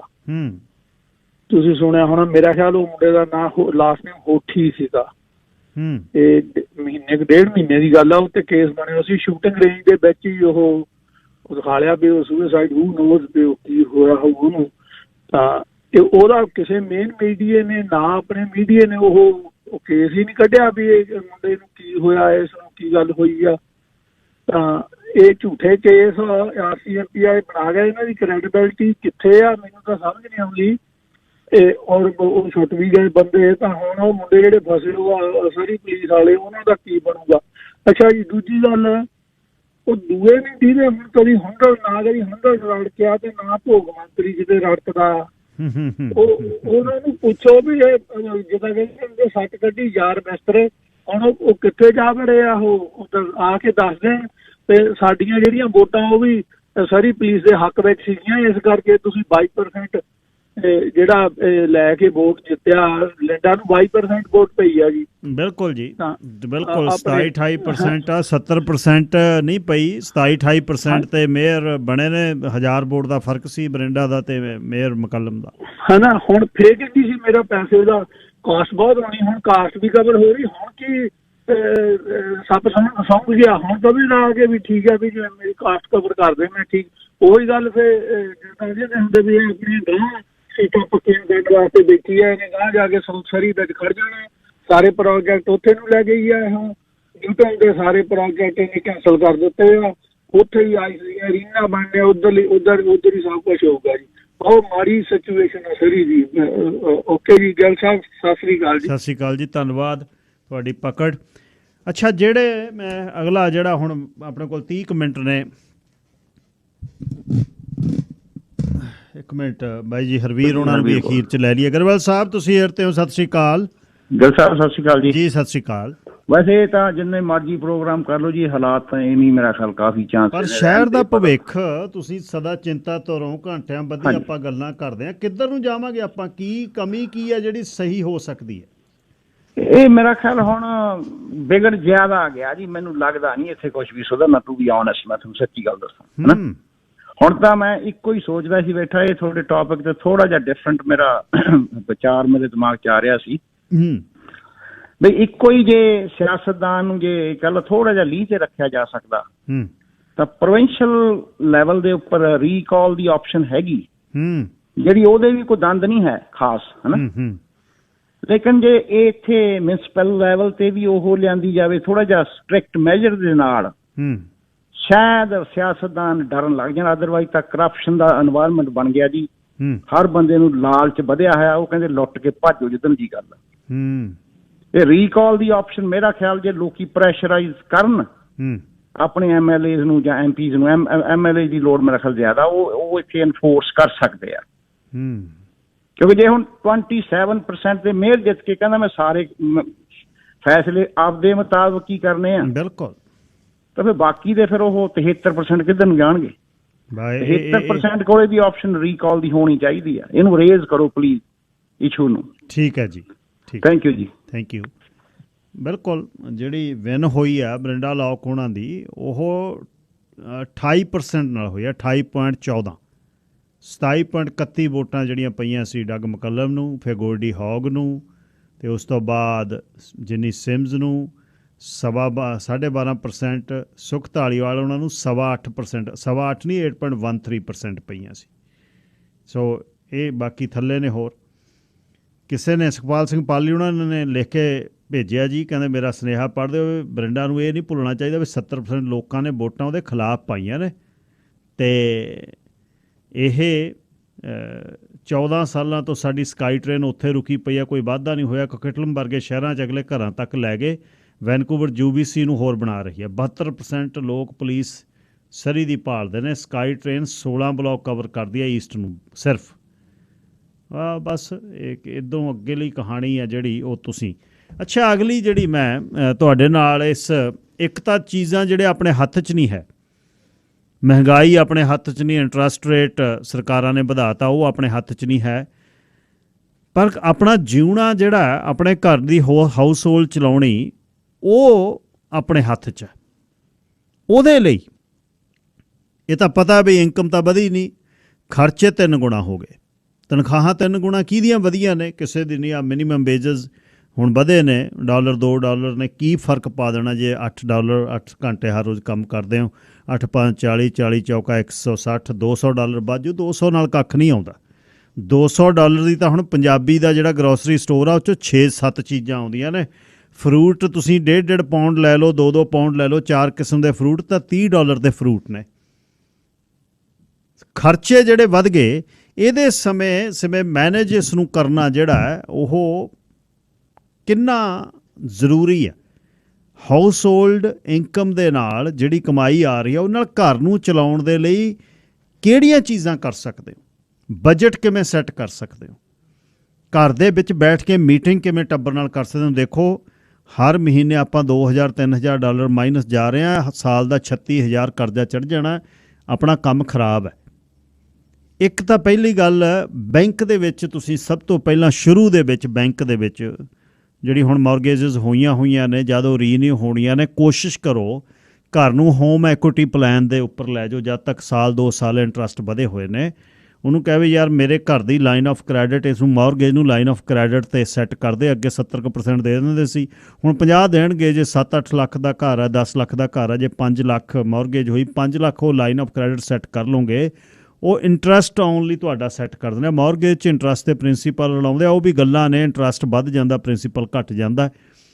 ਪਰ ਹੋਮ ਐਕੁਇਟੀ ਪਲਾਨ ਦੇ ਵਿੱਚ ਜੇ ਕੋਈ ਨਵਾਂ ਲੈ ਰਿਹਾ, ਕੋਸ਼ਿਸ਼ ਇਹ ਪਹਿਲਾਂ ਕਰੋ ਵੀ ਉਹਨੂੰ ਪਲਾਨ ਉਹਦੇ 'ਚ ਲੈ ਕੇ ਜਾਓ ਜਿਹਦੇ ਵਿੱਚ ਤੁਹਾਡੇ 'ਤੇ ਜਿਹੜਾ ਉਹਦੇ 'ਤੇ ਲਾਈਨ ਆਫ ਕ੍ਰੈਡਿਟ ਸੈੱਟ ਹੋਵੇ। ਲਾਈਨ ਆਫ ਕ੍ਰੈਡਿਟ ਜਿਹੜੀ ਉਹਦੀ ਹੁਣ ਰੇਸ਼ੋ ਤਾਂ ਘੱਟ ਹੈ, ਪਰ ਤੁਸੀਂ ਆਪਣੇ ਤਰੀਕੇ ਨਾਲ। ਮੈਨੂੰ ਤਾਂ ਕਿਸ ਦਿਨ ਹੋਰ ਜਿਹੜੇ ਇੱਕ ਸਿਆਣੇ ਮਿਲੇ, ਉਹ ਕਹਿੰਦੇ ਇੰਡਸਟਰੀ ਨੂੰ ਵੀ ਕੁਛ ਨਹੀਂ ਸੀ ਹੁੰਦਾ, ਕੰਸਟਰਕਸ਼ਨ ਇੰਡਸਟਰੀ ਨੂੰ ਵੀ ਕੁਛ ਹੁੰਦਾ ਜੇ ਬੈਂਕਾਂ ਨੂੰ ਇੰਸਟਰਕਸ਼ਨਾਂ ਦੇ ਦਿੰਦੇ ਸੈਂਟਰ ਸਰਕਾਰ, ਫੈਡਰਲ ਗਵਰਨਮੈਂਟ, ਬਈ ਦੇਖੋ ਇੰਟਰਸਟ ਰੇਟ ਗਿਆ ਵੱਧ, ਪਰ ਤੁਸੀਂ ਹੁਣ ਜਿੰਨੀ ਪੇਮੈਂਟ ਕਿਸੇ ਦੀ ਚੱਲ ਰਹੀ ਸੀ ਜਾਂ ਡਿਵੈਲਪਮੈਂਟ ਵਾਲਿਆਂ ਦੀ, ਵੀ ਤੁਸੀਂ ਸਾਤੋਂ ਇੰਟਰਸਟ ਲਈ ਚੱਲੋ, ਜਾਂ ਜਿੰਨੀ ਕਿਸ਼ਤ ਚੱਲ ਰਹੀ ਆ ਉਨੀ ਉਹ ਕਿਸ਼ਤ ਲਈ ਚੱਲੋ, ਇੱਦੋਂ ਉੱਪਰਲੀ ਕਿਸ਼ਤ ਨੂੰ ਤੁਸੀਂ ਪ੍ਰਿੰਸੀਪਲ 'ਚ ਪਾ ਦਿਓ। ਸਾਲ 1.5 ਸਾਲ ਦਾ ਔਖਾ ਸਮਾਂ ਨਿਕਲ ਜਾਂਦਾ ਸਾਰੇ। ਪਰ ਹੁਣ ਆਪਾਂ ਕੀ ਕਰ ਸਕਦੇ ਹਾਂ? ਜਿਨ੍ਹਾਂ ਦੀ 3000 ਤੋਂ 5000 ਪੇਮੈਂਟ ਹੋ ਗਈ, ਖੁੱਲੀਆਂ ਮੌਰਗੇਜਸ ਸੀ, ਕੋਸ਼ਿਸ਼ ਕਰੋ ਬੈਂਕ ਦੇ ਵਿੱਚ। ਬੈਂਕਿੰਗ ਚਾਹੇ ਔਖੀ ਆ, ਤੁਹਾਡੇ ਕੋਲ ਘਰ ਦੀ ਅਸੈਸਮੈਂਟ, ਘਰ ਦੀ ਜਿਹੜੀ ਕਰਕੇ ਜਦ ਉਹਨਾਂ ਨੇ ਉਸ ਨੂੰ ਚੈੱਕ ਕਰਨਾ ਉਹਦੀ ਵੈਲਿਊ ਕਿੰਨੀ ਆ, ਉਹਨੂੰ ਅਪਰੇਜ਼ਲ ਤੋਂ 50% ਜੇ ਲਾਈਨ ਆਫ ਕ੍ਰੈਡਿਟ ਦੇ ਦੇਣ। ਪਰ ਉਹਨੂੰ ਸਪੋਰਟ ਕਰਨ ਲਈ ਤੁਹਾਡੇ ਕੋਲ ਇਨਕਮ ਤਾਂ ਚਾਹੀਦੀ ਹੈ। ਇਨਕਮ ਤੋਂ ਬਿਨਾਂ ਨਹੀਂ, ਇਕੱਲੀ ਪ੍ਰਾਪਰਟੀ ਦੇ ਨਹੀਂ ਦਿੰਦੇ, ਉਹ ਕਿਸ਼ਤਾਂ ਦਿੰਦੇ ਨੇ। ਇੱਕ ਉਹਨੂੰ ਇਕੱਲੇ ਇੰਟਰਸਟ 'ਤੇ ਲੈ ਜਾਓ, ਸਾਲ 1.5 ਸਾਲ ਔਖਾ ਸਮਾਂ ਕੱਢ ਲਓ, ਜਦੋਂ ਕੱਲ੍ਹ ਨੂੰ ਘਟ ਜਾਵੇ। ਇਹ ਮੈਂ ਇੱਕ ਵਰੀ ਕਰਦਾ ਵੀ ਹੋਰ ਕਿਤੇ ਹੌਟ ਨਾ ਹੋ ਜਾਵੇ ਕੰਮ। ਤੀਜੀ ਬੈਂਕ ਜਿਹੜੀ ਅਮਰੀਕਾ ਦੇ ਵਿੱਚ ਫੇਲ ਹੋਈ ਹੈ ਰਾਤ, ਤੀਸਰੀ ਬੈਂਕ। ਸੋ ਇਹ ਖੈਰ ਸਾਡੀ ਬੈਂਕਿੰਗ ਉਹਨਾਂ ਤੋਂ ਅਲੱਗ ਹੈ, ਕਿਉਂਕਿ ਉਹਨਾਂ ਦੀ ਜਿਹੜੀ ਇਨਵੈਸਟਮੈਂਟ ਸੀ ਉਹ ਘਟ ਗਈ, ਡਿਪੋਜ਼ਿਟ ਘਟ ਗਿਆ, ਅਤੇ ਤੀਸਰੀ ਬੈਂਕ ਗਈ।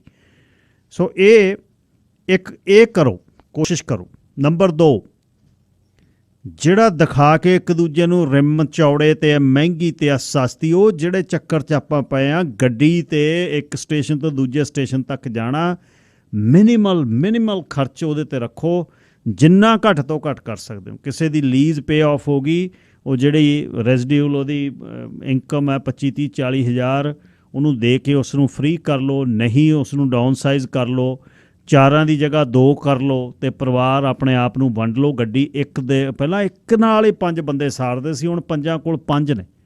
ਕੋਸ਼ਿਸ਼ ਕਰ ਲਓ ਜੇ ਉਹ ਹੋ ਜਾਵੇ, ਉਹਦਾ ਉਹ ਬਹੁਤ ਜ਼ਰੂਰੀ ਹੈ। ਛੱਡ ਦਿਓ ਕਿਸੇ ਨੂੰ ਕੀ ਦਿਖਾਉਣਾ, ਕੋਈ ਨਹੀਂ ਹੈ, ਕਿਸੇ ਨੇ ਦੇਖ ਕੇ ਕੱਖ ਨਹੀਂ ਕਰਨਾ। ਜਾਂ ਨੀਂਦ ਨਹੀਂ ਆ ਰਹੀ, ਰਾਤ ਨੂੰ ਸੁੱਤੇ ਪਏ ਡਡਿਆ ਕੇ ਉੱਠਦੇ ਹੋ ਸਵੇਰ ਤਰੀਕ ਨੂੰ ਕਿਸ਼ਤ ਪਹਿਲੇ 10 ਦਿਨ ਸ਼ਹਿਰ ਆਪਣੇ ਮਹੀਨੇ ਦੇ ਕਮਲੇ ਹੀ ਹੋ ਜਾਂਦੇ ਆ।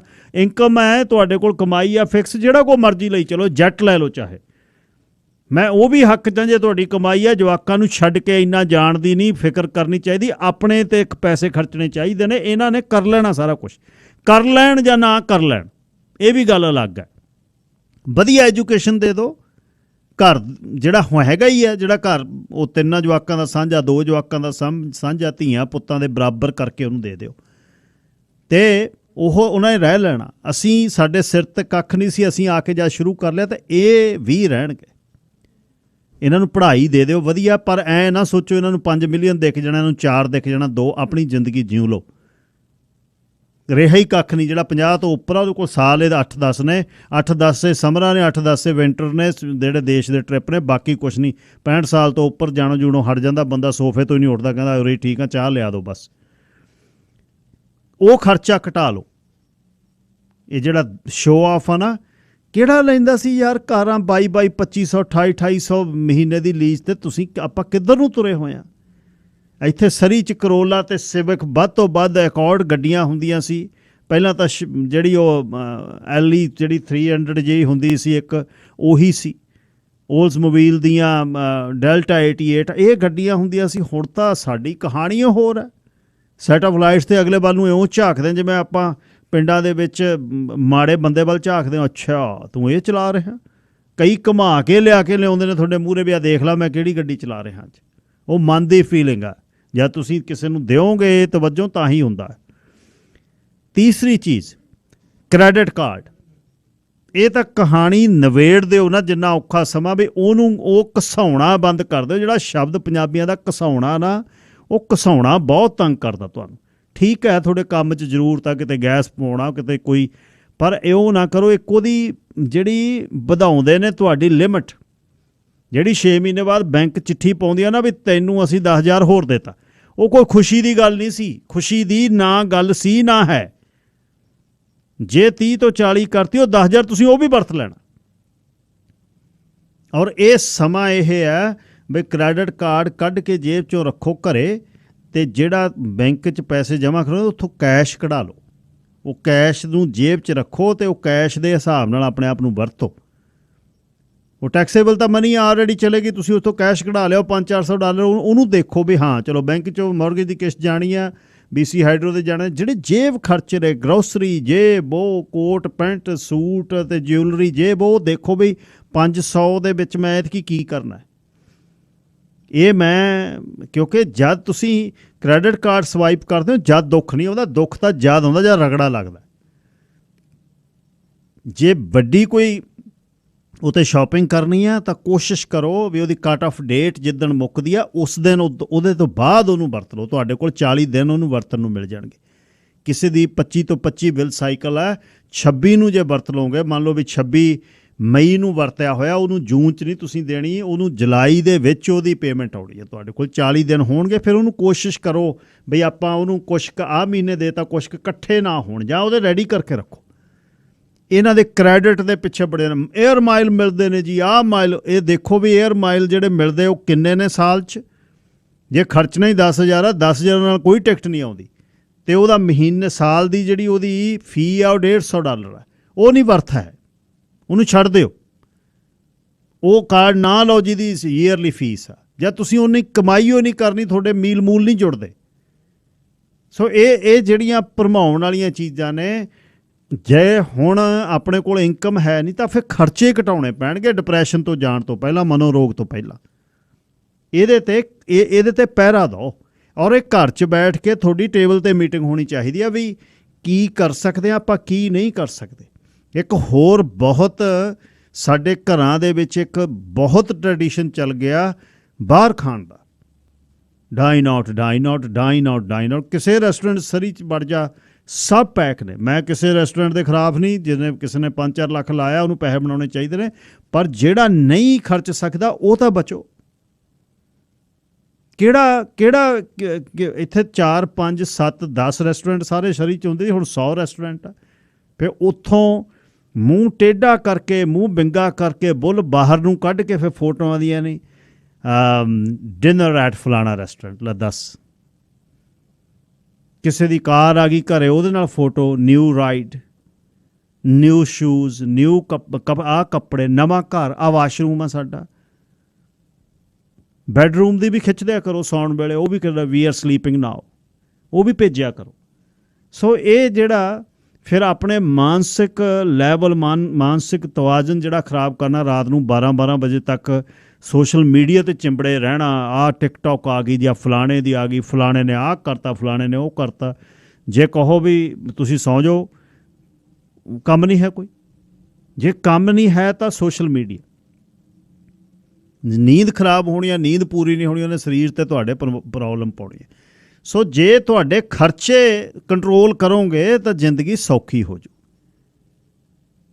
604-204-0600 ਤੁਹਾਡੀਆਂ ਕੁਛ ਰਾਇਆਂ ਜਿਹੜੀਆਂ ਹੋਣਗੀਆਂ ਉਹ ਵੀ ਲੈਣੇ ਆ। ਰੀਹਲ ਜੀ, ਤੁਸੀਂ ਏਅਰ 'ਤੇ ਹੋ, ਲਾਈਨ ਨੰਬਰ 1। ਹਾਂਜੀ, ਹਰਜੀਤ ਸਿੰਘ ਗਿੱਲ ਜੀ, ਸਤਿ ਸ੍ਰੀ ਅਕਾਲ ਜੀ। ਮਹਾਰਾਜ ਜੀ ਸਤਿ ਸ੍ਰੀ ਅਕਾਲ। ਹਾਂਜੀ, ਦਿਲ ਤਾਂ ਨਹੀਂ ਕਰਦਾ ਸੀ ਕਿ ਤੁਹਾਨੂੰ ਇੰਟਰਪਟ ਕਰੀਏ ਕਿ ਤੁਹਾਡੀਆਂ ਜਿਹੜੀਆਂ ਤੁਸੀਂ ਸਾਨੂੰ ਦਿੰਦੇ ਹੈਗੇ, ਐਗਜ਼ਾਮਪਲ ਦਿੰਦੇ ਹੈਗੇ ਆ, ਇਹ ਕੋਈ ਦਿੰਦਾ ਜੀ। ਤੁਸੀਂ ਇਹੀ ਆਪਣੇ ਕ੍ਰੈਡਿਟ ਕਾਰਡ ਦਾ ਵਿਸ਼ਾ ਆਪਣੇ ਕੁਝ ਹਫ਼ਤੇ ਪਹਿਲਾਂ ਵੀ ਲੈਂਦਾ ਸੀ, ਉਦੋਂ ਵੀ ਬਹੁਤ ਮੈਨੂੰ ਸੋਹਣਾ ਲੱਗਾ ਸੀ। ਅੱਜ ਵੀ ਮੇਰੇ ਕੋਲ ਰਿਹਾ ਨਹੀਂ ਗਿਆ ਕਿ ਤੁਸੀਂ ਜਿਹੜੀਆਂ ਗੱਲਾਂ ਦੱਸਦੇ ਪਏ ਹੈਗੇ ਆ ਵੀ ਬੈਂਕ ਦੇ ਜਾਂ ਮੌਰਗੇਜ ਦੇ ਜਾਂ ਹੋਰ, ਇਹਦਾ ਕੀ ਕਹਿਣੇ ਜੀ ਤੁਹਾਡੇ ਬਹੁਤ ਤੁਹਾਡੇ ਮੈਂ ਥੈਂਕ ਯੂ ਕਰਨਾ ਚਾਹੁੰਦਾ ਕਿ ਜਿਹੜਾ ਤੁਸੀਂ ਦੱਸਦੇ ਹੈਗੇ ਆ ਵੀ ਕਹਿੰਦਾ ਵੀ ਕੀ ਆਪਣੇ ਆਪਾਂ ਖਾਣ ਦੀਆਂ ਰੈਸਟੋਰੈਂਟਾਂ ਦੀਆਂ, ਮੇਰਾ ਖਿਆਲ ਆ ਅੱਧੇ ਤਾਂ ਰੈਸਟੋਰੈਂਟ ਤੋਂ ਮੈਂ ਕਿਹਾ ਤੁਹਾਨੂੰ ਹੁਣ ਗੁੱਸੇ ਹੁੰਦੇ ਹੋਣੇ, ਅੰਦਰੋਂ ਗਾਲਾਂ ਹੀ ਕੱਢਦੇ ਹੋਣੇ ਆ ਵੀ ਇਹ ਕੀ ਹਰਜੀਤ ਸਿੰਘ ਆਪਣੇ ਹੋਸਟ ਸਾਹਿਬ ਕੀ ਕਰਨ ਲੱਗੇ ਹੋ ਆਪਣੇ। ਜੀ ਸਾਡੇ ਸਾਰੇ ਬਿਜ਼ਨਸ ਦਾ ਭੱਠਾ ਉਡਾਲ ਦੇਣਾ। ਗੱਲ ਤਾਂ ਤੁਸੀਂ ਸਹੀ, ਜਿਹੜੀਆਂ ਵੀ ਗੱਲਾਂ ਤੁਸੀਂ ਕਰਦੇ ਆ ਬਿਲਕੁਲ ਜੀ। ਜਿਨ੍ਹਾਂ ਕੋਲ ਪੈਸੇ ਨੇ ਉਹ ਛਕੋ, ਬਹੁਤ ਨੇ ਸਰੀ, ਬਹੁਤ ਵੱਡੀ ਆ। ਹੁਣ 2.5 ਲੱਖ ਬੰਦਾ ਬੈਠਾ, ਅਮੀਰ ਬਹੁਤ ਆ ਗਏ। 7-7, 8-8 ਲੱਖ ਦੀਆਂ ਕਾਰਾਂ ਲੋਕ ਦਿਖਾਉਂਦੇ ਨੇ ਵੀ ਆ ਦੇਖੋ ਸਾਡੀ ਕਾਰ ਆ ਇਹ 8 ਲੱਖ। ਉਹੀ ਫਾਹਾ ਪਾਉਂਦੇ ਆ। ਤੁਰਿਆ ਜੇ ਕੋਈ ਬੰਦਾ ਬਲਦ ਲੈਣ ਗਿਆ, ਕਿਸੇ ਦੇ ਕਹਿੰਦਾ ਬੇਬੇ ਮਾਰਦਾ ਤਾਂ ਨਹੀਂ, ਕਹਿੰਦੀ ਪੁੱਤ ਇਹਨੇ ਹੀ ਰੰਡੀ ਕੀਤੀ ਆ। ਆਹ ਜਿਹੜੇ ਦਿਖਾਉਂਦੇ ਆ ਨਾ ਬਈ ਆਹ ਸਾਡੇ ਕੋਲ, ਕਿਤੇ ਉਹ ਦੱਸਣ ਨਾ ਵੀ ਖੀਸਿਆਂ ਨੂੰ ਕਿਵੇਂ ਧੂਹਿਆ ਲੋਕਾਂ ਦੇ ਨੂੰ, ਟੰਗੇ ਕਿੰਨੇ ਨੇ, ਸਵਾਦ ਤਾਂ ਫੇਰ ਆਵੇ। ਉਹ ਪਰ ਐਡੀ ਅਰਾਜਕਤਾ ਫੈਲਾਉਂਦੇ ਆ ਦੂਜਿਆਂ ਦੇ ਸਿਆਪੇ ਘਰਾਂ 'ਚ, ਜਿਹੜੇ ਪਾਉਂਦੇ ਆ, ਜਿਹੜੇ ਦੇਖ ਜਾਂਦੇ ਅਗਲੇ ਕਹਿੰਦੇ ਯਾਰ ਇਹ 8 ਵਾਲੀ ਲਈ ਫਿਰਦਾ, ਅਸੀਂ 80,000 ਦੀ ਤਾਂ ਲਈਏ, ਕਾਹਦੇ ਲਈ ਦੁਨੀਆ 'ਚ ਆਏ ਆ। ਇਹ ਪੰਗੇ ਨੇ, ਇਸ ਤਰ੍ਹਾਂ ਨਹੀਂ ਹੈ। ਔਰ ਉਹੋ ਜਿਹੀਆਂ ਸਾਰਿਆਂ ਦੇ ਕੋਲ ਖੜੀਆਂ ਨੇ। ਜਿਹੜੇ ਸਿਆਣੇ ਨੇ ਉਹ ਦਿਖਾਉਂਦੇ ਨਹੀਂ, ਪਾਡਿਆਂ ਨੂੰ ਐ ਹੁੰਦਾ ਵੀ ਮੈਨੂੰ ਦਿਖਾਉਣ ਦੇ ਹੁਣੇ, ਕਿਵੇਂ ਦਿਖਾਵਾਂ। ਮਨਵੀਰ ਗਰੇਵਾਲ ਜੀ, ਲਾਈਨ ਨੰਬਰ 2। ਜੀ ਮਨਵੀਰ। ਹਾਂਜੀ, ਮੈਂ ਕਿਹਾ ਜਿਹੜਾ ਆਪਾਂ ਖਰਚੇ ਕਰ ਰਹੇ ਆ ਨਾ ਫਾਲਤੂ, ਜੇ ਬੰਦੇ ਕੈਸ਼ ਤੋਂ ਨਹੀਂ ਵੀ ਕਰਨਾ ਚਾਹੁੰਦੇ, ਕਿਉਂਕਿ ਕਈ ਵਾਰ ਨਾ ਕ੍ਰੈਡਿਟ ਕਾਰਡ ਦੇ ਵਿੱਚ ਆਪਾਂ ਨੂੰ ਬੈਨੀਫਿਟ ਬਹੁਤ ਮਿਲ ਜਾਂਦੇ ਨੇ। ਜਿਵੇਂ ਜੇ 에ਅਰਲਾਈਨ ਦੀ ਟਿਕਟ ਬੁੱਕ ਕਰਾਉਂਦੇ ਆ, ਕੈਂਸਲ ਹੁੰਦੀ ਆ, ਉਹਦਾ ਇੰਸ਼ੋਰਡ ਹੁੰਦੀ ਆ। ਕੋਈ ਸਮਾਨ ਖਰਾਬ ਹੋ ਜਾਵੇ, ਮੇਰਾ ਇੱਕ ਇਕਵਿਪਮੈਂਟ ਖਰਾਬ ਹੋ ਗਿਆ ਸੀ, ਮੈਂ ਕ੍ਰੈਡਿਟ ਕਾਰਡ ਤੋਂ ਪੇ ਕੀਤਾ ਸੀ, ਕੰਪਨੀ ਹੱਥ ਝੱਗੇ ਜਾ ਗਈ ਉਤੋਂ ਵੀ ਸਾਡੀ ਤਾਂ ਵਾਰੰਟੀ ਹੈ ਨਹੀਂ, ਮੈਂ ਕ੍ਰੈਡਿਟ ਕਾਰਡ ਵਾਲਿਆਂ ਤੋਂ ਪੈਸੇ ਲਏ ਉਹ ਚੀਜ਼ ਦੇ। ਪਰ ਉਹਦੇ ਨਾਲ ਇੱਕ ਬੈਨੀਫਿਟ ਹੋਰ ਚਾਹੀਦਾ ਆਪਣੇ ਨਾ, ਇੱਕ ਥੋੜੀ ਜਿਹੀ ਹੈਗੀ ਆ ਲੋਕਾਂ ਦੇ ਵਿੱਚ, ਜੇ ਤਾਂ ਜੁਆਇੰਟ ਅਕਾਊਂਟ ਹੋਵੇ ਫਿਰ ਕੱਲਾ ਕਰਾਉਣ ਤੋਂ ਬਹੁਤ ਡਰਦੇ ਨੇ। ਜੇ ਇਕੱਲੇ ਦਾ ਹੋਵੇ ਜੁਆਇੰਟ ਨਹੀਂ ਕਦੇ ਕਰਾਉਂਦੇ। ਜੁਆਇੰਟ ਅਕਾਊਂਟ ਹੋਵੇ ਸਾਰਿਆਂ ਦਾ, ਜਿੱਥੋਂ ਸਾਰੀ ਪੇਮੈਂਟ ਜਾਂਦੀ ਹੈ, ਆਪਣੇ ਇੰਸਟਾਲਮੈਂਟ ਜਾਣੀ ਆ, ਕੋਈ ਮੌਰਗੇਜ ਜਾਣੀ ਆ ਉਹਦਾ। ਬਾਕੀ ਇੱਕ ਸਿੰਗਲ ਅਕਾਊਂਟ ਖਲਾਓ, ਜੀ 'ਚ ਜਾਂ 400 ਜਾਂ 500 ਆਪਣਾ ਖਰਚੇ ਲਈ ਰੱਖੋ, ਉਹ ਆਪੋ ਆਪਣਾ ਖਰਚਾ ਕਰੋ ਬੰਦਾ। ਨਾਲੇ ਪ੍ਰਮੋਸ਼ਨ ਵਿੱਚ ਕਿਸੇ ਦੇ ਬੰਦਾ ਆਪਣਾ ਸਾਈਡ ਤੇ ਕੱਢਦਾ, ਜਾ ਹੀ ਨਹੀਂ ਸਕਦਾ ਆਪਣੇ ਆਪ, ਜੇ ਪਤਾ ਬਿਲਕੁਲ ਪੇਮੈਂਟ ਕਰਨੀ ਹੈ ਇਨਕਮ ਦੀ ਤੇ ਖਰਚਾ ਤੇ ਇਨਕਮ ਯਾਰ ਖਿਆਲ ਉਹਦਾ ਹੋਣਾ ਚਾਹੀਦਾ। ਮਹਾਨ ਨਗਰ ਕੀਰਤਨ ਗੁਰਦੁਆਰਾ ਗੁਰੂ ਨਾਨਕ ਪ੍ਰਕਾਸ਼ ਦਮਦਮੀ ਟਕਸਾਲ ਦਾ ਜਿਹੜਾ ਗੁਰਦੁਆਰਾ 777 ਵੈਸਟ ਸਮਿਥ ਰੋਡ 'ਤੇ ਬੈਲਿੰਗਹੈਮ 'ਚ ਇਸ ਵੀਕਐਂਡ 'ਤੇ ਸੰਡੇ ਨੂੰ ਨਗਰ ਕੀਰਤਨ ਹੋ ਰਿਹਾ ਜੀ 11 ਤੋਂ 3 ਵਜੇ ਤੱਕ। ਸੋ ਇਹ ਦਮਦਮੀ ਟਕਸਾਲ ਦਾ ਗੁਰਦੁਆਰਾ ਗੁਰੂ ਨਾਨਕ ਪ੍ਰਕਾਸ਼ 777 ਵੈਸਟ ਸਮਿਥ ਰੋਡ ਬੈਲਿੰਗਹੈਮ ਦੇ ਵਿੱਚ। ਅਮਰਜੀਤ ਗਿੱਲ ਜੀ, ਲਾਈਨ ਨੰਬਰ 3, ਤੁਸੀਂ ਏਅਰ 'ਤੇ ਹੋ।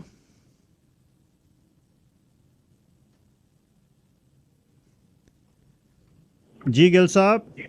ਹਾਂਜੀ ਸਰ, ਮੈਂ ਇਹ ਕਨਫਿਊਜ਼ ਹੋ ਗਿਆ ਥੋੜਾ ਜਿਹਾ ਕਿ ਆਪਣਾ ਟੌਪਿਕ ਖਰਚਿਆਂ ਤੇ ਆ ਕਿ ਖਰਚਿਆਂ ਨੂੰ ਦਿਖਾਉਣ ਤੇ ਆ ਸੋਸ਼ਲ ਮੀਡੀਆ? ਬਾਈ ਜੀ ਮੈਂ ਤਾਂ ਕੋਸ਼ਿਸ਼ ਇਹ ਕਰ ਰਿਹਾ ਬਈ ਖਰਚੇ ਕਿਵੇਂ ਘਟਾ ਕੇ ਜ਼ਿੰਦਗੀ ਸੌਖੀ ਕਿਵੇਂ ਹੋ ਸਕਦੀ ਹੈ, ਇਹ ਇਸ਼ੂ ਹੈ ਜੀ। ਮੈਂ ਤੁਹਾਨੂੰ ਆਪਦੀ ਐਗਜ਼ਾਮਪਲ ਦਿੰਦਾ ਦਿਓ ਜੀ। ਲੋਕਾਂ ਦੇ ਮੈਂ ਵੱਧ ਤੋਂ ਵੱਧ 3000-3500 ਕਮਾਉਣਾ ਹੈ ਮਹੀਨੇ ਦਾ, ਤੇ ਮੇਰੇ ਕੋਲ ਇਲੈਕਟ੍ਰਿਕ ਕਾਰ ਰੱਖੀ ਹੋਈ ਆ, ਉਹ ਵੀ ਟੈਸਲਾ ਨਹੀਂ, ਟੈਸਲਾ ਦਾ ਚਲੋ ਉਹਦੇ ਨਾਮ ਕਰਕੇ ਰੇਟ ਜ਼ਿਆਦੇ ਆ ਤੇ ਇੱਕ ਥੋੜਾ ਸ਼ੋਅਬਾਜ਼ੀ ਹੋ ਜਾਂਦੀ ਆ, ਆਈਫੋਨ ਹੋ ਗਿਆ ਜਿਵੇਂ ਟੈਸਲਾ ਹੋ ਗਿਆ।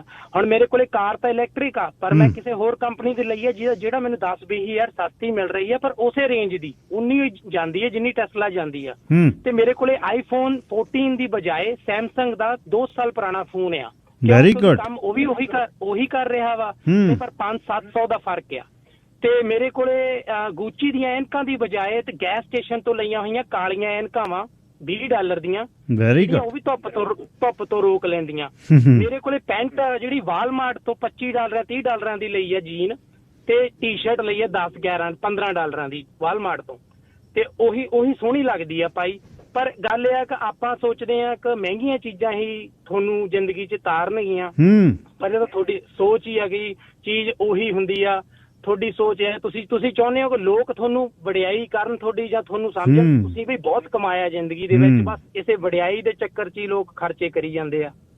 ਬਿਲਕੁਲ ਠੀਕ ਆ ਗਿੱਲ ਸਾਹਿਬ। ਨਾਲ ਪੁੱਛਿਆ ਕਰੋ ਜਿਹੜੇ ਵਡਿਆਈ ਕਰਦੇ ਵੀ ਜਵਾਕ ਕਿੰਨੇ ਕੁ ਪੜ੍ਹੇ ਆ, ਭਲਾ ਕਿੱਥੇ ਪੜ੍ਹਾਏ ਆ, ਇਹ ਜ਼ਰੂਰ ਪੁੱਛਣ ਦੀ ਕੋਸ਼ਿਸ਼ ਕਰਿਆ ਕਰੋ।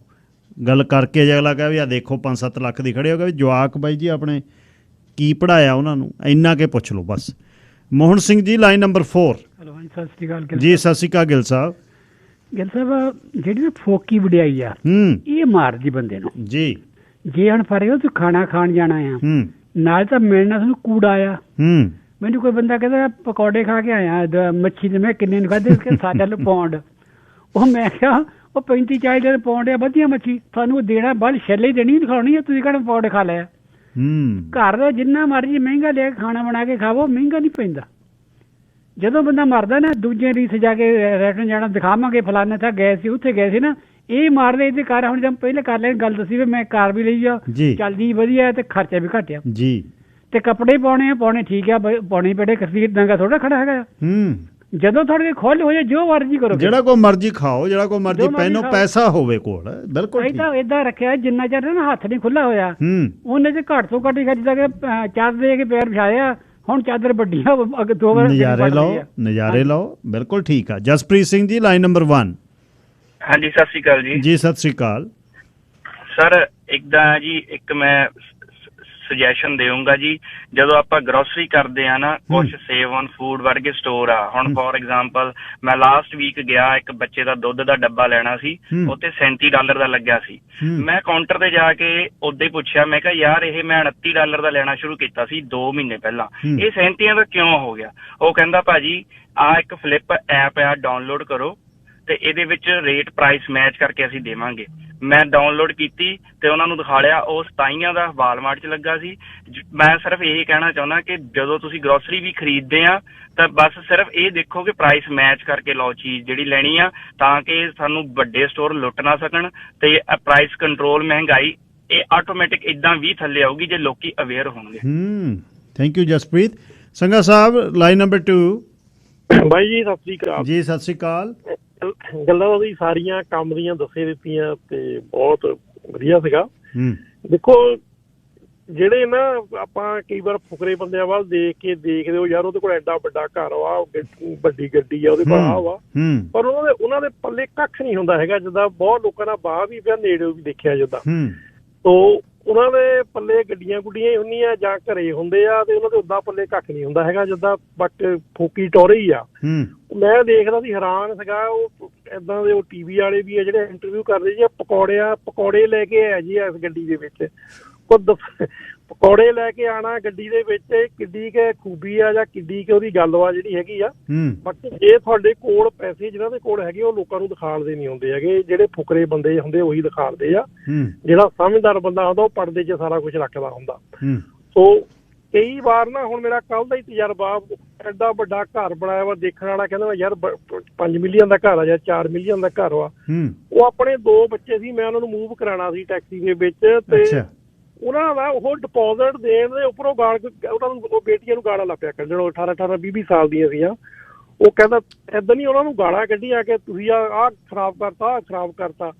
ਉਹ ਮੇਰਾ ਰਿਸ਼ਤੇਦਾਰਾਂ ਨੂੰ ਜਾਂ ਆਲੇ ਦੁਆਲੇ ਦਿਖਾਉਣ ਦਾ ਹੋਣਾ ਕਿ ਮੇਰਾ 4 ਮਿਲੀਅਨ ਦਾ ਘਰ ਜਾਂ 5 ਮਿਲੀਅਨ ਦਾ ਘਰ ਆ, ਪਰ ਜਿਹੜਾ ਪੱਗ ਦੇ ਥੱਲੇ ਉਹਦਾ ਕਰੈਕਟਰ ਆ, ਕਿਰਦਾਰ ਆ, ਉਹ ਉਹੀ ਹੁਣ ਬੇਟੀਆਂ ਜਾਣਦੀਆਂ ਜਾਂ ਮੈਂ ਜਾਣਦਾ। ਕਮਾਲ ਹੋ ਗਈ। ਹਾਂ, ਤੇ ਏਦਾਂ ਦਾ ਤਾਂ ਹੈਗਾ। ਪਰ ਚਲੋ ਜੇ ਤੁਹਾਡੇ ਕੋਲ ਹੈਗਾ ਕੁਛ, ਜੋ ਮਰਜ਼ੀ ਕਰੀ ਜਾਓ, ਜੋ ਮਰਜ਼ੀ ਬਣਾ ਲਓ, ਚਾਹੇ ਚੰਦਰਮਾ ਤੇ ਜਾ ਕੇ ਪਲਾਟ ਲੈ ਲਓ, ਉੱਥੇ ਰਹਿਣ ਲੱਗ ਪਓ। ਪਰ ਜਿਹੜਾ ਫੁਕਰਾਪਨ ਖਾਣਦੇ ਆ, ਜੇ ਬ੍ਰੈਡ ਵੀ ਖਾਧੀ ਆ ਰੈਸਟੋਰੈਂਟ ਦੇ ਵਿੱਚ ਜਾ ਕੇ ਉਹਦੀ ਫੋਟੋ ਪਾ ਲੈਣੀ ਆ, ਇਹ ਕੋਈ ਵਧੀਆ ਗੱਲਾਂ ਨਹੀਂ ਹੈਗੀਆਂ। ਰੈਸਟੋਰੈਂਟ ਚਲ ਗਿਆ, ਕਈ ਤਾਂ ਬੀਚ ਦੇ ਵਿੱਚ ਪਰਿਵਾਰ ਦੇ ਨਾਲ ਨੰਗੇ ਹੋ ਕੇ ਫੋਟੋਆਂ ਲੱਗੇ ਹੁੰਦੇ ਉਹ ਪਾਉਣ, ਉਹ ਵੀ ਫੇਸਬੁੱਕ ਦੇ ਉੱਪਰ। ਤੇ ਜੇ ਕੱਲ ਨੂੰ ਕਿਸੇ ਨੇ ਆਡਿਟ ਕਰਕੇ ਤਾਂ ਉਹਨੂੰ ਕੁਛ ਕਰ ਦਿੱਤਾ ਤੇ ਫੇਰ ਉਹਨੀ ਪਿੱਟ ਸਿਆਪਾ ਪਾਉਣਾ ਕਿ ਸਾਡੇ ਨਾਲ ਹੋਇਆ ਕੀ ਆ।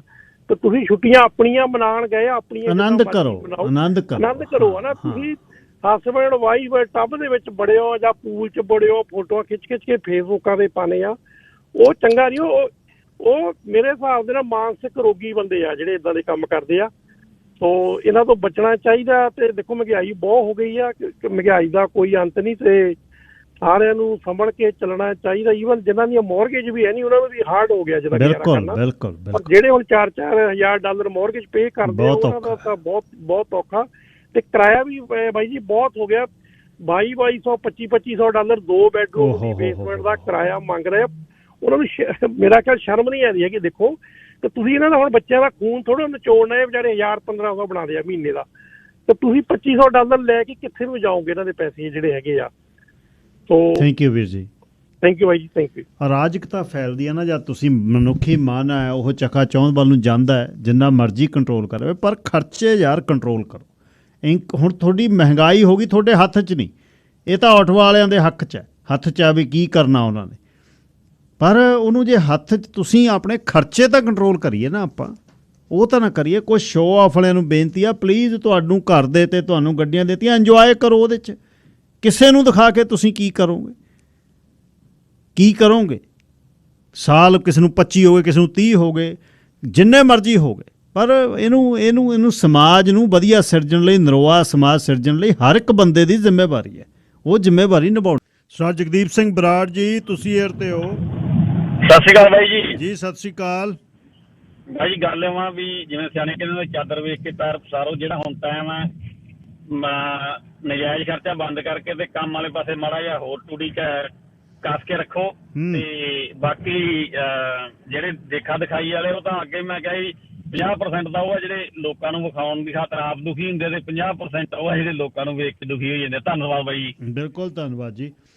ਦੇਖੋ ਮੈਂ ਇਹਨੂੰ ਇਹ ਨਹੀਂ ਕਹਿੰਦਾ ਵੀ ਤੁਸੀਂ ਕੰਜੂਸ ਹੋ ਜਾਓ, ਪਰ ਤੁਹਾਨੂੰ ਪੈਸਾ ਖਰਚਣ ਦਾ ਪਤਾ ਹੋਵੇ। ਆਨੰਦ ਕਰੋ ਆਪਣੀ ਜ਼ਿੰਦਗੀ ਦਾ। ਕਿਸੇ ਨੂੰ ਦਿਖਾ ਕੇ ਤੁਸੀਂ ਉਹ 'ਚੋਂ ਕੱਖ ਨਹੀਂ ਕਰ ਸਕਦੇ। ਦੁਖੀ ਕਰ ਸਕਦੇ ਹੋ ਕਿਸੇ ਨੂੰ, ਤੇ ਤੁਸੀਂ ਵੀ ਨਹੀਂ ਸੁਖੀ ਰਹਿਣਾ ਉਹਦੇ 'ਚ, ਤੇ ਦੁਖੀ ਹੋਣਾ ਵੀ ਨਹੀਂ ਚਾਹੀਦਾ ਕਿਸੇ ਵੱਲ ਨੂੰ ਦੇਖ ਕੇ। ਜੇ ਤੁਹਾਡੀ ਕਮਜ਼ੋਰੀ ਦਾ ਉਹਨੂੰ ਪਤਾ ਲੱਗ ਜਾਏ, ਫਿਰ ਉਹ ਵੱਧ ਦੁਖੀ ਕਰੂ ਤੁਹਾਨੂੰ। ਪਰ ਖਰਚਿਆਂ ਦਾ ਬਜਟ ਜ਼ਰੂਰ ਹੋਣਾ ਚਾਹੀਦਾ। ਜਦ ਹਰ ਮਹੀਨੇ ਤੁਸੀਂ ਮਾਈਨਸ ਚਲੇ ਗਏ, ਤੇ ਫਿਰ ਤੰਗੀ ਉਹ ਤੰਗੀ ਹੈ। ਸੋ ਆਪਣੀ ਜ਼ਿੰਦਗੀ ਸੌਖੀ ਰੱਖੋ ਜੀ, ਝਮੇਲਿਆਂ 'ਚ ਨਾ ਪਵੋ। ਇਸ ਦੁਨੀਆ 'ਤੇ ਆਏ ਆ, ਟ੍ਰਾਂਜ਼ਿਟ ਦਾ ਸਮਾਂ ਹੈ, ਅਤੇ ਇੱਥੋਂ ਤੁਰ ਜਾਣਾ। ਜ਼ਿੰਦਗੀ ਔਖੀ ਕਰਕੇ ਜ਼ਿੰਦਗੀ ਕੱਢਣੀ ਬੜੀ ਔਖੀ ਹੈ, ਅਤੇ ਇਹਨੂੰ ਸੌਖਾ ਰੱਖੋ। ਕਿਸੇ ਦੇ ਭਲੱਚੇ 'ਚ ਨਾ ਆਓ, ਆਪਣਾ ਖਿਆਲ ਰੱਖੋ। ਖਰਚੇ ਅਤੇ ਕਮਾਈ ਦਾ ਸੰਤੁਲਨ ਰੱਖੋ। ਕੱਲ੍ਹ ਨੂੰ ਮੁੜਦੇ ਹਾਂ। ਰੱਬ ਰੱਖਾ।